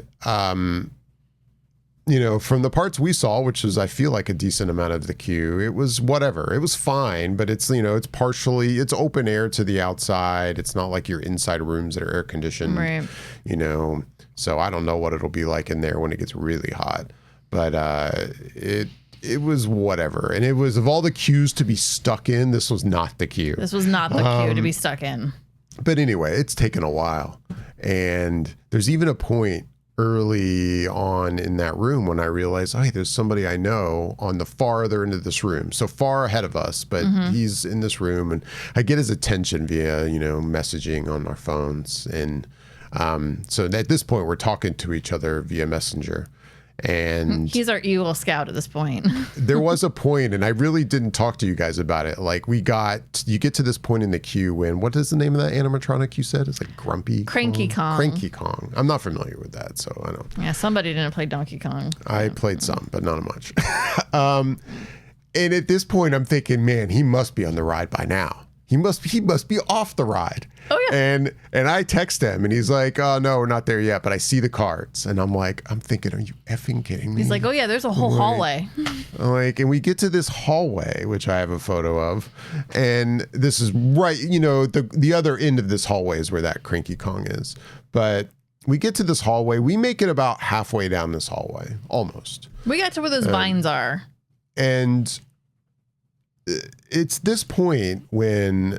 We're almost 2 hours in. Yeah, so we end up, like I said, we didn't go through this whole queue. So as I spoiled, we did not. As much time as we wasted in this queue, we decided to bail. We got to the point at an hour and 45 minutes when there was one time earlier, to back up, when they had made these announcements, when they had basically stopped loading because as it was a pre-recorded announcement, but they were saying we're adding mine carts to or mine trains to the ride, and this will be a short delay, and we expect that once we reopen, the line will move faster. I'm like, okay, and eventually the line restarted, and we could see carts from that room. You can see them on the track. So we're kind of like, okay, carts are moving on the track. That's always a good sign.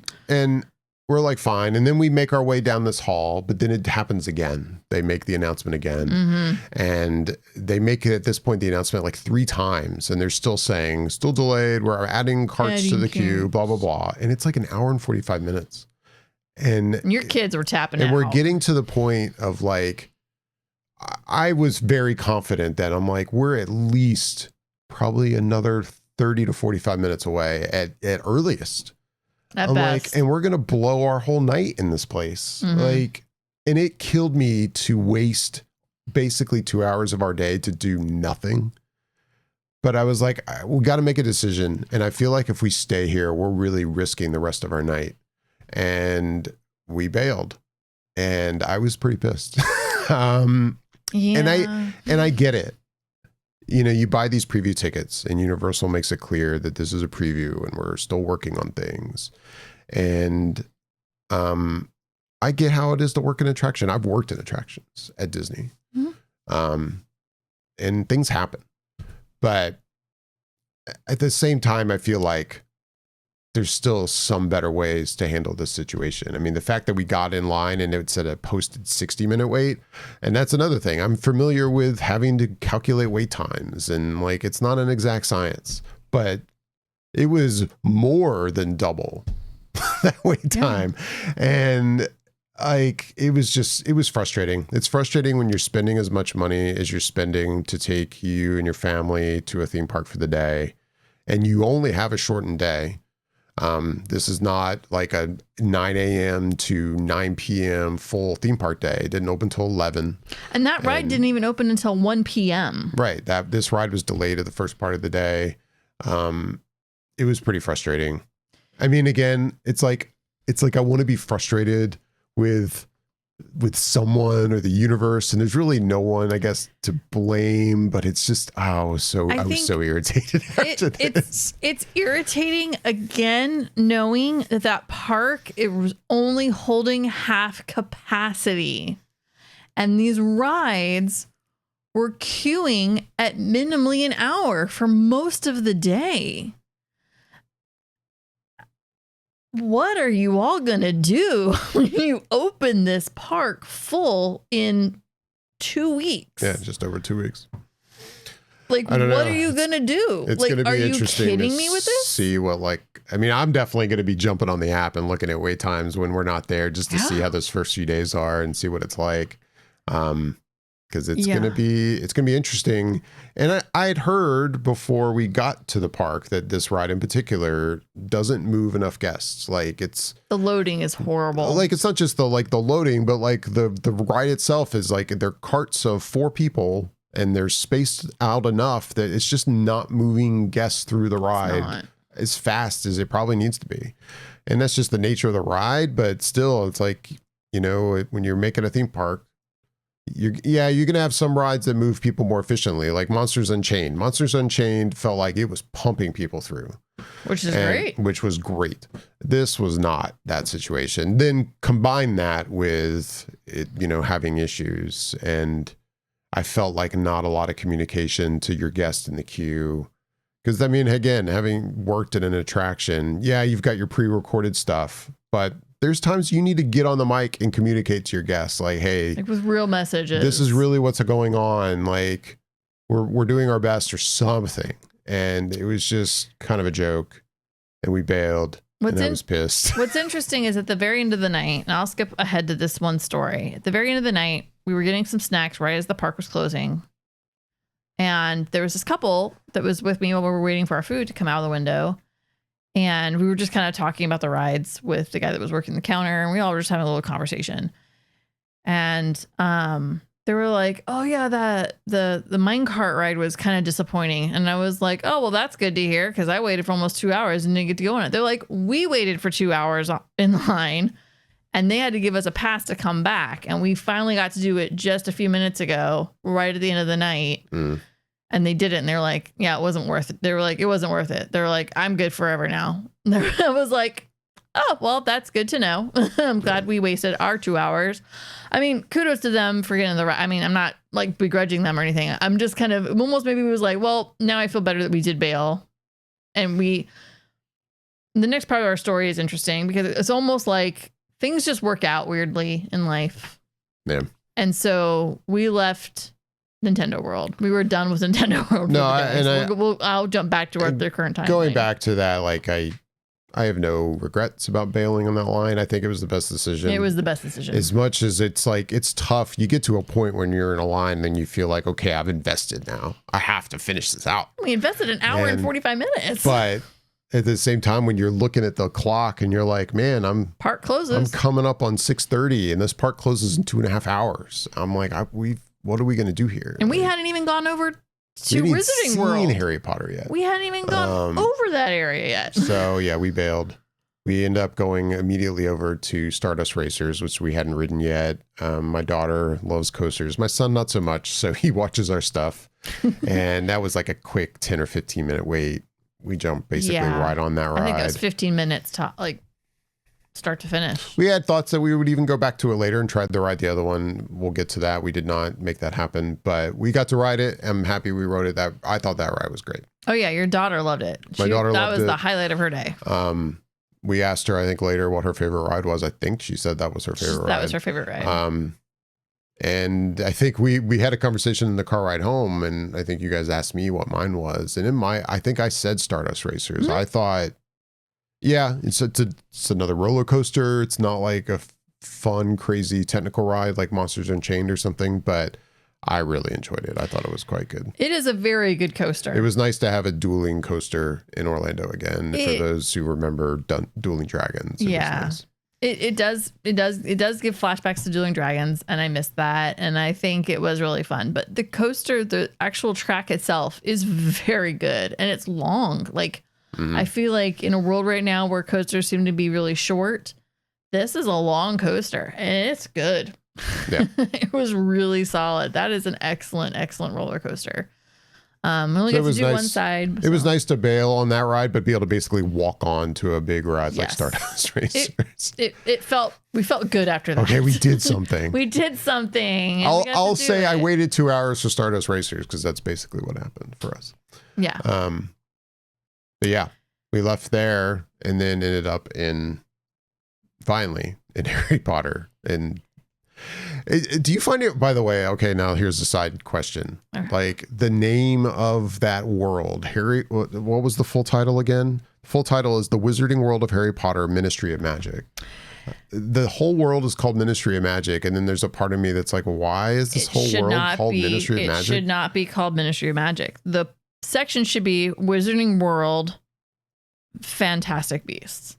Sorry, to answer your question really quick, Arnie, we rode yellow. P yellow. They were trying to get away from the whole fire and ice thing, okay? But back to Harry Potter, sorry. No, it should be Fantastic Beasts. I mean, we get that the main ride in this area, which in and of itself, if you get nitpicky, it's like you're in a world that's 1920s France. But then you travel not just to the British Ministry of Magic, but you're traveling to like 1990s. Like 1997, right? Like or 98? British Ministry of Magic. The British Ministry of Magic. It's an interesting world situation that they decided to build. As impressed with it as I was. Like they kind of make it work. Story-wise, it's okay. It's a little... Yeah. They flub it a little bit. But overall... They fit time into the whole thing too. Kind of. But the theming of the land is from it's from Magical Beasts, Fantastic Beasts. It's from Fantastic Beasts. It should be called The Wizarding World Fantastic Beasts. But Fantastic Beasts, as we know, are not. We talk about movies. We know that those movies are just not as well regarded. We know that. Universal, obviously, and Warner Brothers knows the numbers. And I think they were just trying to geek away from that. Yeah. But so to backtrack a little bit about this whole virtual queue for this wonderful ride that they have there at the Wizarding World of Harry Potter, Ministry of Magic. So they have a virtual queue. So in essence, there's a virtual queue at 11 a.m., 3 and 6. And that's when you can go into the app and in theory, get a spot in the virtual queue. Or try to. Yeah, that's a joke right now. I don't foresee it getting better, but it's a joke that on was multiple kind of levels, which I'll definitely get into. Oh yeah, it's a huge joke. So many levels. No. So you're there with your phone like every other idiot in the park, holding your phone, going, okay, let's do this, refresh, let's go back. And then you get it. And in under 30 seconds, all of them are gone. Totally gone. But yeah, not even like less than 30 seconds. I went out of my way. I think it was early in the day when we were in Dark Universe, and I was like, okay, I need to start. I hadn't really researched like what's the best way to make sure you can jump in the virtual queue and have success. And I started doing some digging on the internet and felt like pretty confident in how to do it. But it's like there was the point when we were in line for Minecart Madness, and it was time to do the 6 o'clock like distribution, and I'm trying to get the button to change to virtual queue, change from virtual queue unavailable to just virtual queue so I could click on it. Yeah. I couldn't get it to do it. Meanwhile, the people in front of us were like, we got one. And I'm thinking, well, I'm fucked. And I got it to get into it. I was able to get into it. Eventually I did too, but it took time. So obviously it was like, what am I not doing right in the app to make this refresh the way it should be? And it was pretty frustrating. And then to later learn. So basically, we didn't get a time. We never got a virtual queue. We did not get it at the 3 o'clock or at the 6 o'clock. And, we went into the park yesterday going, this ride would be a bonus. We knew that this would be a bonus ride for us. Right. So we didn't get it. We were a little bummed, but it was like, it's fine. We still just want to walk over there and go see everything. Like, because we just want to see it. Who doesn't want to see this?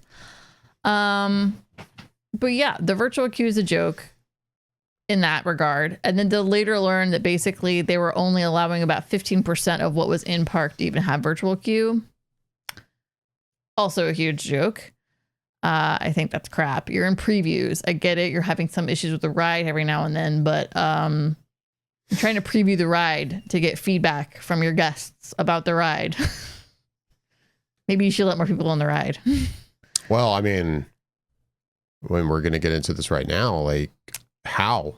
I mean, other than the ride having issues, and they could have just, in a perfect world, maybe they wouldn't be having issues. It would have been open since the park opened at 11. That wasn't the case when we went. It didn't open until 3.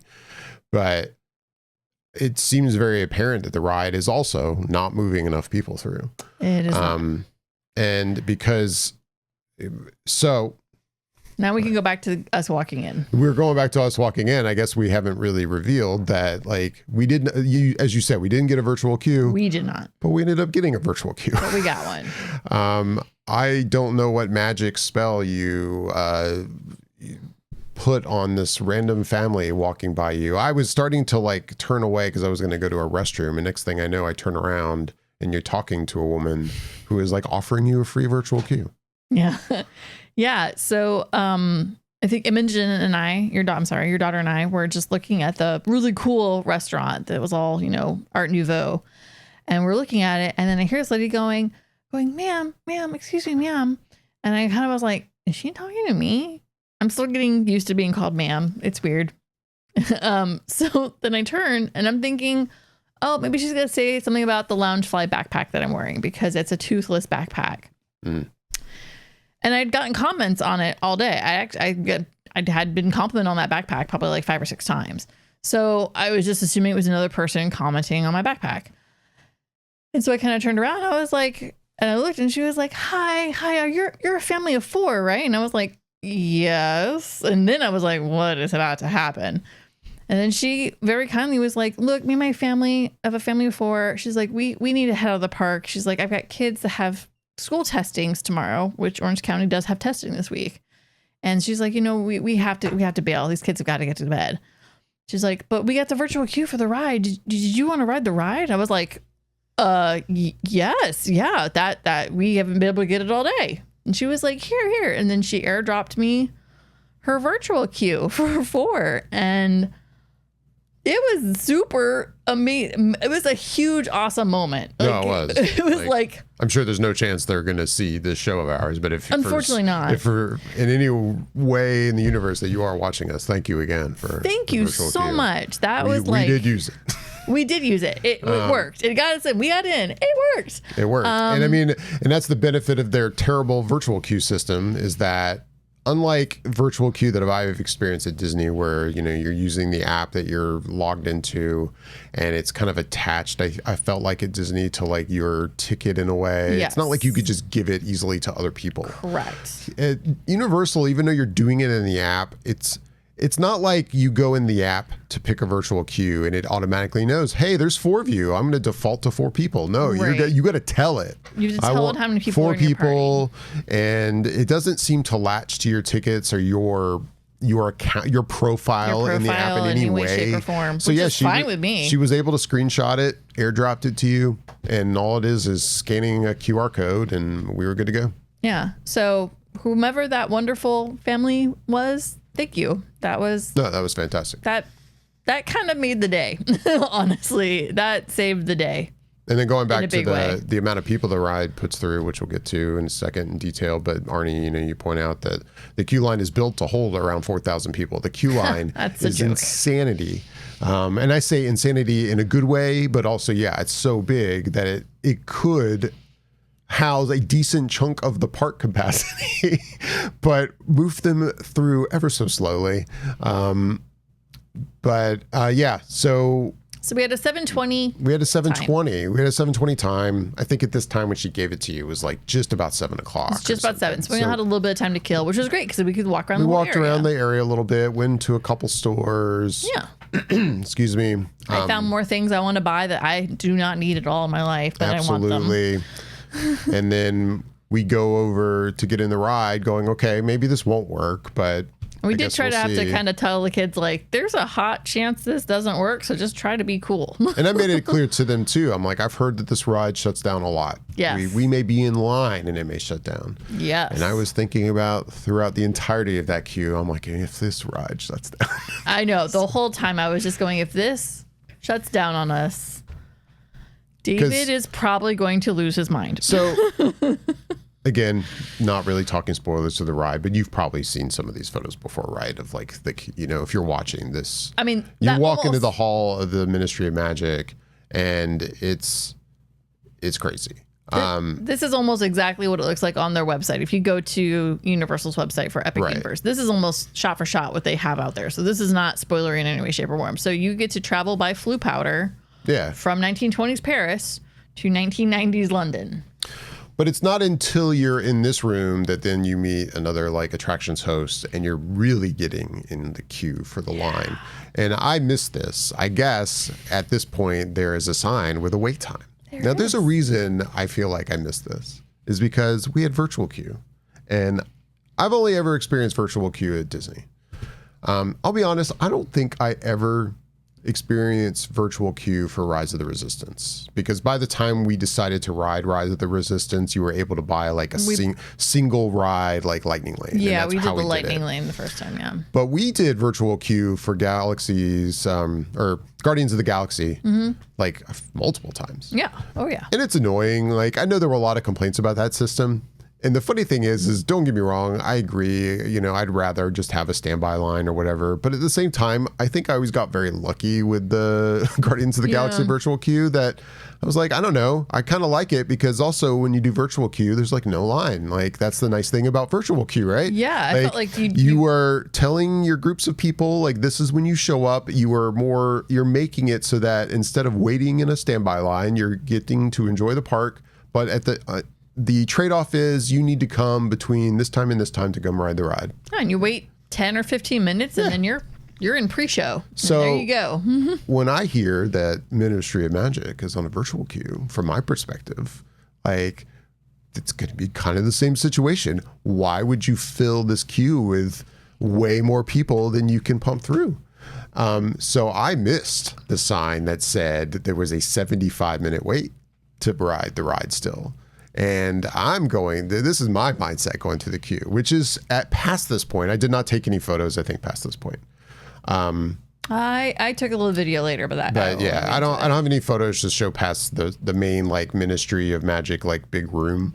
But it's also a great queue. but it's also a maze, man. It's You were going from room to room, and you never know if you're around the corner to the ride. The hallways turn. There's not even like corners. They literally like turn. You're like, it's turning, and they were turning again. Yeah, there was a point in the queue when it seemed like, okay, we went around this cleaning machine, and we're about to turn into a room, and I'm like, I'm thinking we're right about there. Mm-hmm.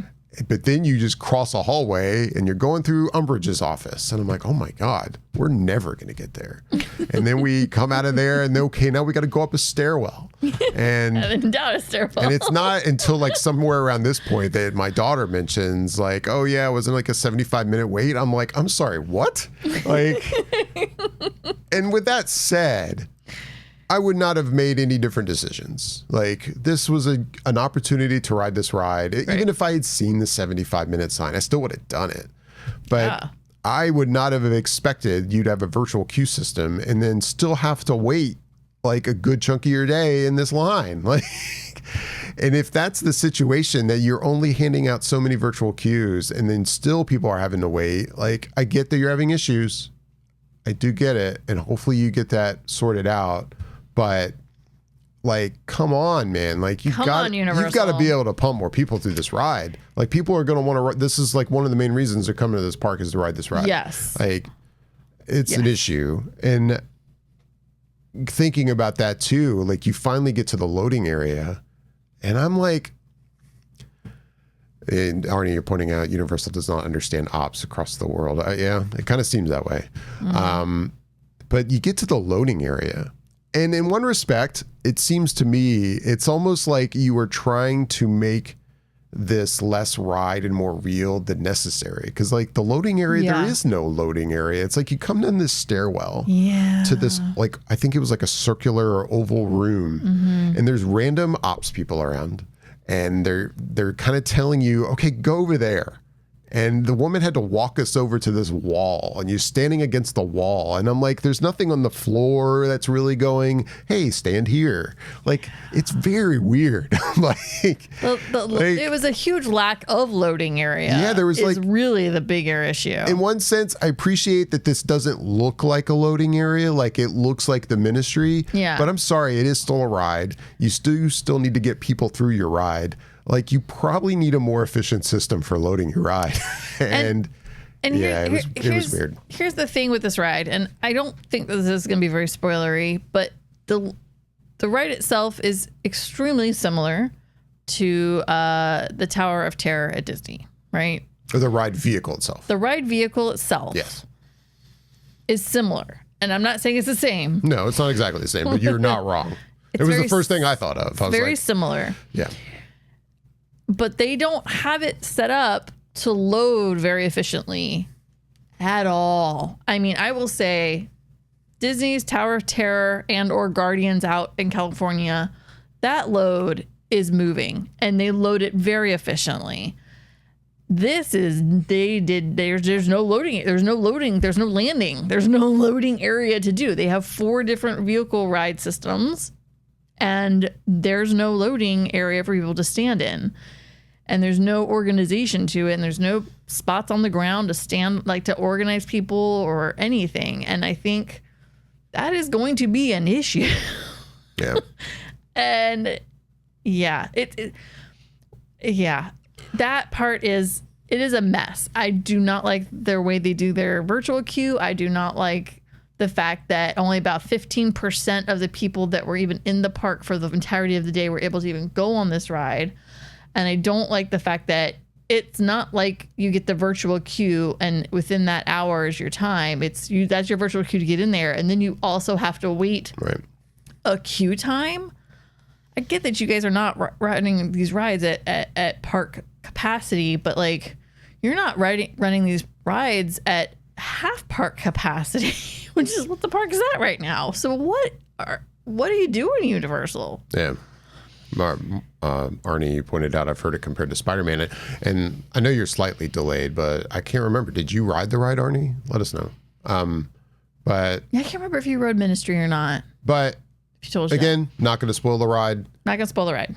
The ride itself, I think, is great. It is good. It is quite yes, there are. I see this like what you're saying with similarities to the ride system of Spider-Man, but way better. good. Oh my like, God. Leaps and bounds. Leaps and bounds better. Holy And cow. going back Way better. to the screens that you encounter at Monsters Unchained, there's way more screens on Ministry of Magic. But Yeah. and you may hear that and kind of roll your eyes at like, we've already got screens on Gringotts and we got some big screens on Forbidden Journey. But the screen quality at this park is exceptionally good. Way better. It makes me Million hope times that better. one day they will go and upgrade Gringotts to these screens. Like, they look fantastic. Yeah. The ride is very good. The animatronics. For the most part, I found the animatronics to Alright. be good. So the one weird thing I do have with the animatronics in this park, and I think this happens at Monsters Unchained. There's a couple situations where you have a main character that's an animatronic, but the face is like animated or screen. That doesn't really work for me. I would agree. Like, That doesn't work for me. I would either. rather you just do an animatronic face, and I get that they don't look great, but I think I'd rather have that. But you than- say that, and then the monster that is represented in Monsters Unleashed doesn't have a screen, and he looked amazing. right. So, So Arnie, you did not write it. oh, okay. The ride is very good. I mean, combined ride with is the very good. queue, going through queue that is long, mind-blowing. like, it's great. Now I have a major complaint about the queue, and this is something that clearly no one thought of, which I'm like, how do you not think of this? But you've got these parts of the queue where there's things to listen to. There is no way in hell you can hear it. The acoustics in 'cause there. The acoustics of this whole place, there's nothing to absorb sound. It's a cavern. It is just, not only is the big room that we showed a second ago like a cavern, but even the smaller rooms, there's just, it's all tile and woodwork, and it's just echo upon echo everything. Yeah. And then you come to these rooms where there's paintings that are saying things that you kind of want to hear, but there is no way, not with all these guests just chatting. And there's another point where you come into another room and there's 3 paintings, and one of them is like Mad Eye Moody, and they're definitely talking, and you walk right up on them. So the speakers are theoretically very close to you. Yeah, they're like underneath the photos. I still had You should be able to no hear. idea what they were Not a saying. clue. Couldn't hear a word of it. No, it's like Neville Long. So it's like lost ores in history, right? Right. And so it's Neville Longbottom's parents, Yep. and then somebody else, Mad Eye, and then Mad somebody Eye, else, and then yeah. Mad Eye at the end. And they're talking to you, and like this is all part of the ambiance. This is all supposed to help you get into this ride and feel like you're there. You cannot hear what they're saying. You can't hear what the speakers are saying when you're in the one waiting room. You can't hear what they're saying, what the portraits are saying anywhere. You can't hear. There is a house elf that is, I guess it's a ministry elf, technically, Oh yeah, in Umbridge's office. in or Umbridge's something? office. Yeah. And she's actually helping to persecute Umbridge. And so she's talking to you in Umbridge's office. Not Not a a clue. word what she said. And I say that I didn't hear, but because we were at the end of our Group that got group, sent in, like there was no one I'll put it- behind us for a there's no little one while. else. I was able to hang out in that room for a little while, and I took some video, and I could actually hear what she was saying, and I was like, oh, well, that is fascinating. And it's Umbridge's office, so there's cat plates, and you can hear the cats, and you can hear them licking and meowing and getting pissy with each other Right. and like doing that. But when we were in that room with people, not a blessed word. No, Absolutely and there's no none of way. it. I mean, There's unless no they way. make some major changes. When you go through that queue, if you can understand some of those paintings, I I applaud you. applaud you. But there was no.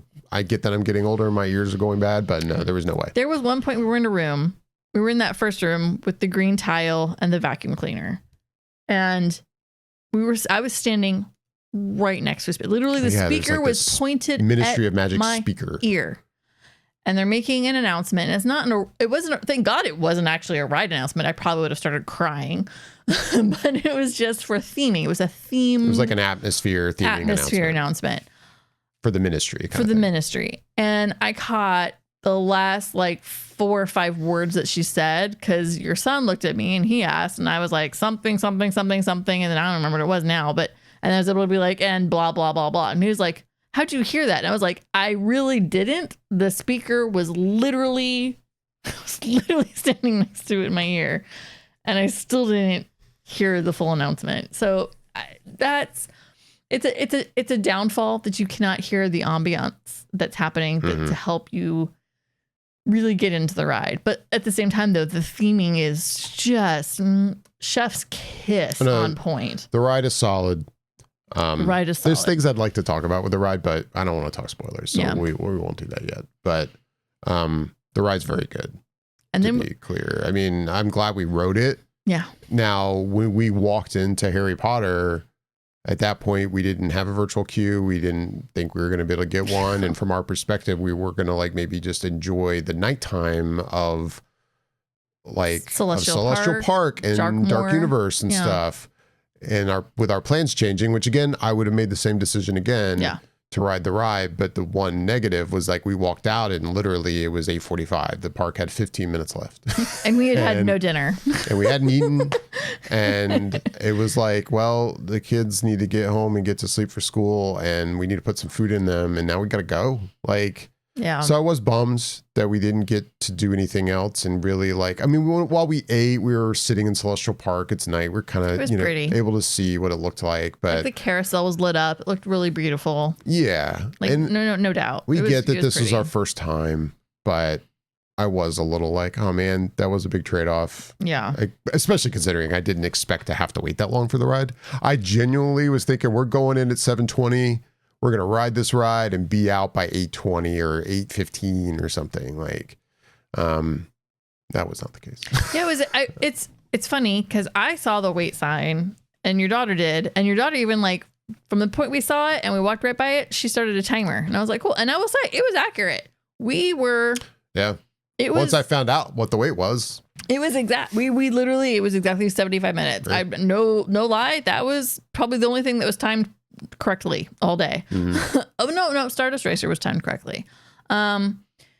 It's interesting though, because as we were in the queue, a couple of times you were like, oh, so afterwards we'll go do this. And I was like, looking at my watch, doing the math, and I'm like, no. But I was like, sure, honey, cool. Yeah, like I didn't want to be. I didn't know. Like, I even overheard, this was earlier in the queue, I had overheard people behind us say something along the lines of like, yeah, when we get done, there'll be 10 minutes left. And I heard that going, what is he talking about? Really? Like, oh yeah. Funny. I was like, there's no way we're waiting this long. We have virtual queue. Yeah. Like, so why would we wait another hour?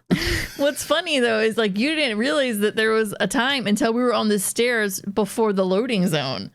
And then you were like, what? It was at that point that I was like, okay, this queue. What is happening? Yeah, you were getting complaining about it. And like, I asked her dad, I was like, well, what time are we at? And you're like, what do you mean? And I'm like, yeah, she and I were both like, yeah, there was a time. And then we started the timer. Yeah. And you were like, what is happening? Your head exploded. You were like, wait, what? But one last question I think I have for the universe, and Arnie, maybe you know, anybody else watching, let us know. Because I've even tried to look a little more into this today, and it seems to still be the same understanding I had before, which is, so Universal has Express Pass, unlike Disney parks that have, well, now it's called Lightning Lane, and who knows? I don't even know what it's called. I don't even know anymore. It's Shut Up and Take My Money is what it's called. But Express Pass at Universal, definitely different than Disney. It's more of a system of just you buy a pass for the day, and you either buy unlimited or you just buy single use. And say you buy single use, and it's a flat fee. And basically, whenever I want to go ride a ride, I go an Express Pass. But once I've used my one Express Pass for that ride, I can't do it again on that ride. Unless I get unlimited. Anyway, that's a side note. Now, my understanding at Epic is that Express Pass will be available and is available, I think, during previews, but not for certain rides.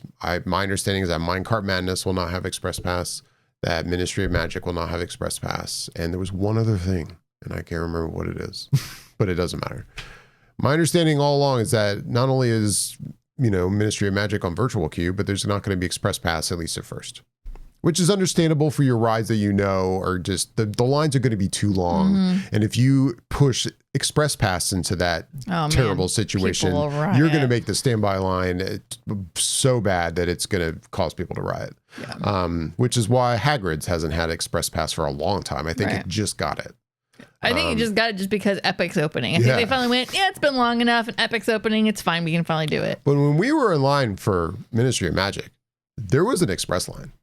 Mm-hmm. And when we passed that point in the main hallway, in the main hall room, or whatever you call this room, and then you get to your ride attendant that scans your, virtual queue, I think one last time, and that's where you saw the wait time. I overheard her at one point to somebody saying, if you have express pass, go over here. And it's almost like I didn't think about it at first, and it clicked later. I'm like, wait a second, why did she say that? There's no express pass. And while we were going through the line, there was another point, like a checkpoint, where I remember seeing people in another line, and they're just kind of moving fast through the line. Mm-hmm. And I'm like, wait, I thought this line wasn't supposed to have express pass. Like, you doing a virtual queue, and then we're still having to wait over an hour, but yet you're offering express pass for this? Like... And I know that there was baby swap happening. We saw a couple of people going baby swap. Actually, yes. the guy and the little kid behind us that rode in our car with us, they were on a baby swap. And I know they were going through that they were queuing through that basically, right. To that point, to a point. I don't know. I don't know. It's just something. I have questions. Maybe I misunderstood something. Maybe there wasn't really an express pass, but it sure seemed that way. So I don't know. So that was our day. I think. Yeah, that was really our day. Yeah, we really went through the whole day bit by bit with you guys. Yeah, we did. We can't help ourselves. Overall. That was not the intention, but we can't help ourselves. It wasn't my intention, but here we are 2 hours later. We've held you as long as we were held in Donkey Kong. Overall, we've kind of ended, I think, our talk about this park with the negative stuff, because that's kind of just how it played out. I overall had a good day, but at the same time, it felt very fast, especially when you have kind of a somewhat shortened theme park day when it doesn't open until 11. Yeah, when you're losing 3 or 4 hours.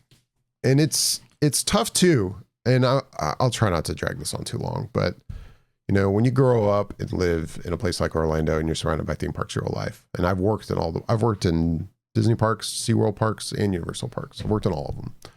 And especially when you work in the parks, you're not paying to get in. You get to go to the parks for free. And then even when you don't work in the parks, a lot of times you get an annual pass, which, that costs some money, but if you go enough times, you're easily paying for it, mm-hmm. and then some. And like right now, we're Universal pass holders. We've been Disney pass holders. Long story short, it's a way you get kind of spoiled with your perspective on theme parks when you live in this kind of environment. You either work at the parks and get in for free, or you have friends that work there that usually get you in every so often, or you get an annual pass and you get to go whenever you want. And then you have a situation like Epic Universe opens and there is no annual pass yet. And we didn't get to go through like the team member previews. We don't have any close friends that work for the parks. So we had to pay for this preview day. And that's not something, I know this is going to sound like I'm bitching about having to pay for parks. I'm more saying it's a nice experience to kind of remember that the extreme majority of people that are coming to these parks are paying a lot of money to come to these parks. They're paying through the nose to come to Orlando, Florida to go experience theme parks. And it's easy to forget that when you grow up here and you're surrounded by it all the time and you find other ways to get in. And like when I had to pay for what I had to pay for the 4 of us to go to do preview day, I would do it again. I'm super happy with my choice, but it gives you a different perspective. And like you wait for 2 hours for a ride you never get to ride, you get really frustrated when you're like, man, I paid a lot of money to get in here. And it's one thing to have that happen when you're going to a preview and you don't have to pay anything, but when you're paying, and I get that these are preview days, but it is a weird situation with the way Universal has handled the kind of preview time of this park. And then, I mean, there was never any indication from what I've heard that they were going to ever even sell preview tickets. Like it was going to be, from my understanding, like just team member previews and then the park will open. And that was way back. That was the initial plan. It was going to be team preview and then park open. And the tickets that we have for June, I mean, I bought those back in the fall, like a long time ago. not knowing that we were going to have the opportunity to just do a preview. That they day. were going to have annual pass holder previews and then full open previews. These were things that were not announced until much, much later. And then, I mean, right after I bought these preview tickets, I think it was literally the next day when they went, okay, now anybody can buy preview tickets. It's open to the public. And I'm like, and I know that's upset a lot of annual pass holders that are like, wait, what benefits are we getting if you're just now offering it to everybody? Right.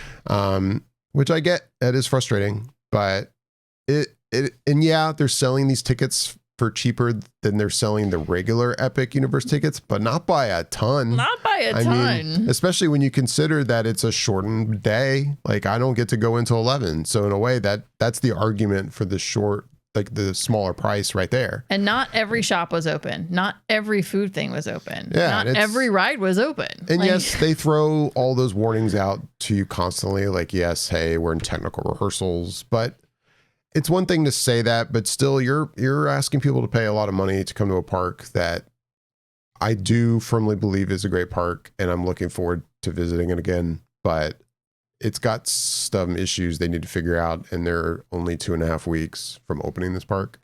So I hope, I wish them the best. I'm a Universal fan, but there's things to figure out. Arnie, what'd you say? I think they are trying to mitigate crowds on opening day because they are not prepared. Yeah, it does seem that way. That's the vibe I get. Like, I'm with you. Here's what I would say. The park is gorgeous. Mhm. It's very pretty. It is extremely well done in theming, in enveloping you in these worlds. I'm very, very happy with it. They did very well with that. In the execution right now, currently, with the ride systems, the lines, loadings, the way that they're operating it, their ops is not working at operational levels. Like, they've got some issues they've got to work out. Otherwise, people are going to be very angry in the first month this park is open when they have to wait 2 hours for a ride that could potentially just shut down on them. That's concerning. And nobody wants to spend this amount of money for a one-day park and blow 2 hours and wait times and only ride 2 or 3 rides for the whole day. It's not great. Right. And yeah, and that's, and that's not even getting into the price of the actual like Lightning Lane ticket. The Lightning Lane ticket is it's almost twice the price of the actual The park. Express Pass ticket. The Express Pass ticket. That's a lot of money. Oh. And if I'm spending that much money, I should be able to ride every single ride at least once and still have time to go hang out at a bar and have a $20 cocktail and my meals. Like, and I just don't think they're prepared for this. It just doesn't feel like Universal's prepared. I don't know if they're understaffed. I don't know what the story is. I do not know, but Universal has got some serious kinks to work out in the ops department of things. Yeah. Yeah, no, like you said, like we both said a few times, if you're indeed running these previews on such a limited park capacity and your wait times are this bad, like it spells interesting days when it's gonna be the park is actually open. It's gonna be a very interesting summer for you guys. Yeah. So, and as I've gotten older, I've definitely changed as a theme park goer. Like, I like riding rides. Don't get me wrong. I'm excited to ride every ride in this park, but I've become more of a person that I like going to theme parks, but I'm happy to just walk around and go to restaurants and go to bars and go to stores and just hang out and enjoy the vibe of the place. Yeah. And, if there's a ride with a short wait, I'll jump on. Bonus. And, that's why early on, I want to be able to knock these rides out. And I'm sure eventually they'll add an annual pass option to this park way down the line. And I'll just go and hang out there because it's a beautiful park. It is. But I'm the guest that's like, you don't necessarily even need to get me on rides a lot. But I'm still, if I'm paying this much money, it's different. It's one thing to say that when you have an annual pass and you go whenever you want, or if you can get in for free, I'll just go hang out at the park. But when you're paying money, okay, I want to be able to ride some stuff. If I was a family visiting from Illinois and we flew to Orlando and we wanted to spend the day there, if I did that as a family vacation and this was one of the days of my vacation, this day would have pissed me off like heavily. And you have to put in that kind of a perspective. It's a little different for us. We're a little spoiled, and I get that, but yeah, I mean, as long as we were there from 11 to 9. We were there open to close. We did walk kind of through everything, but at the same time, I feel like I've barely scratched the surface of this park of like experiencing what there is to even just see and check out. And we didn't go into many, many different stores. And Marnie, you pointed out they had people that got hired only to work the preview and then quit. I've heard those kind of stories too. Yeah, I've heard that. They also fired over 500 to 800 people that took photos during the no photo previews. I hadn't heard any numbers about that, but I've definitely heard that they had issues with team members taking photos when they weren't supposed to and getting fired. So.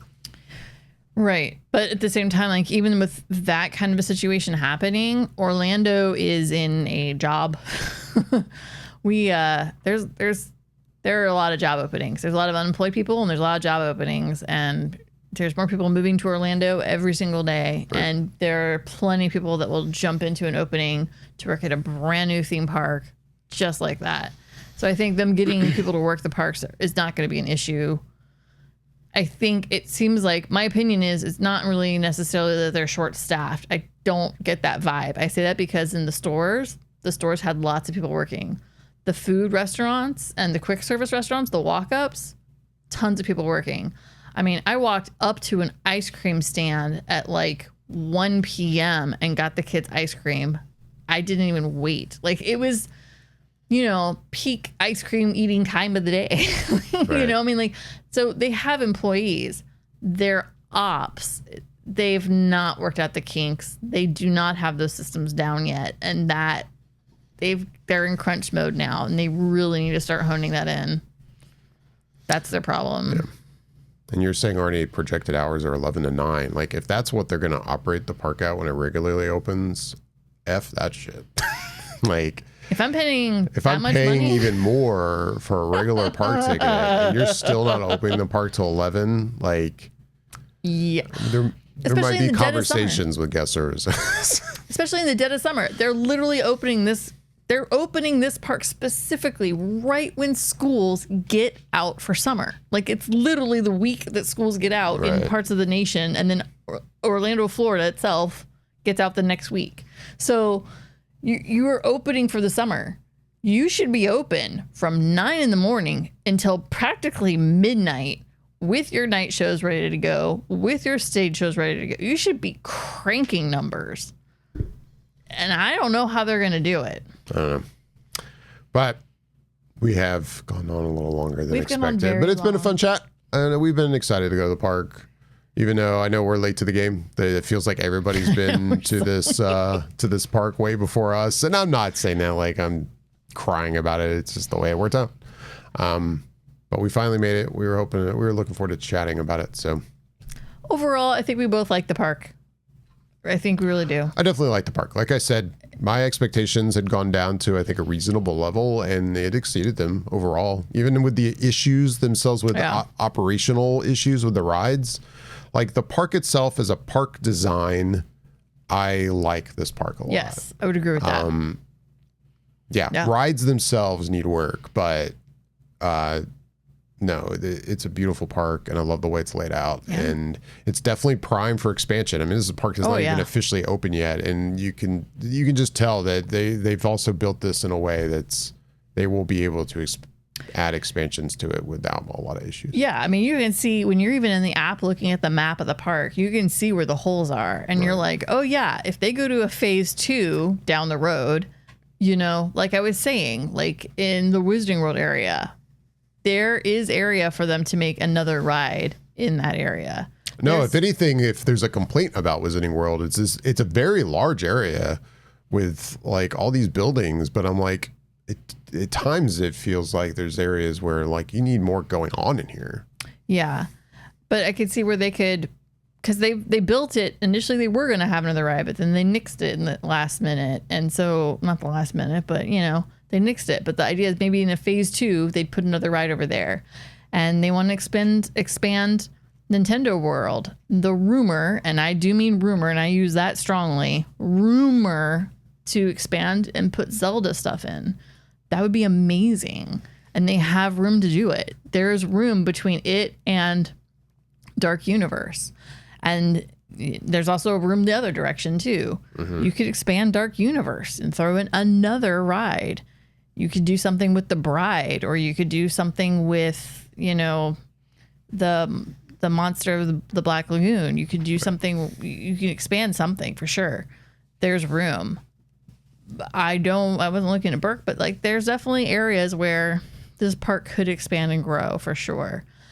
I'm curious to see how long the parking lot remains a parking lot and doesn't eventually get a garage put on one side of it.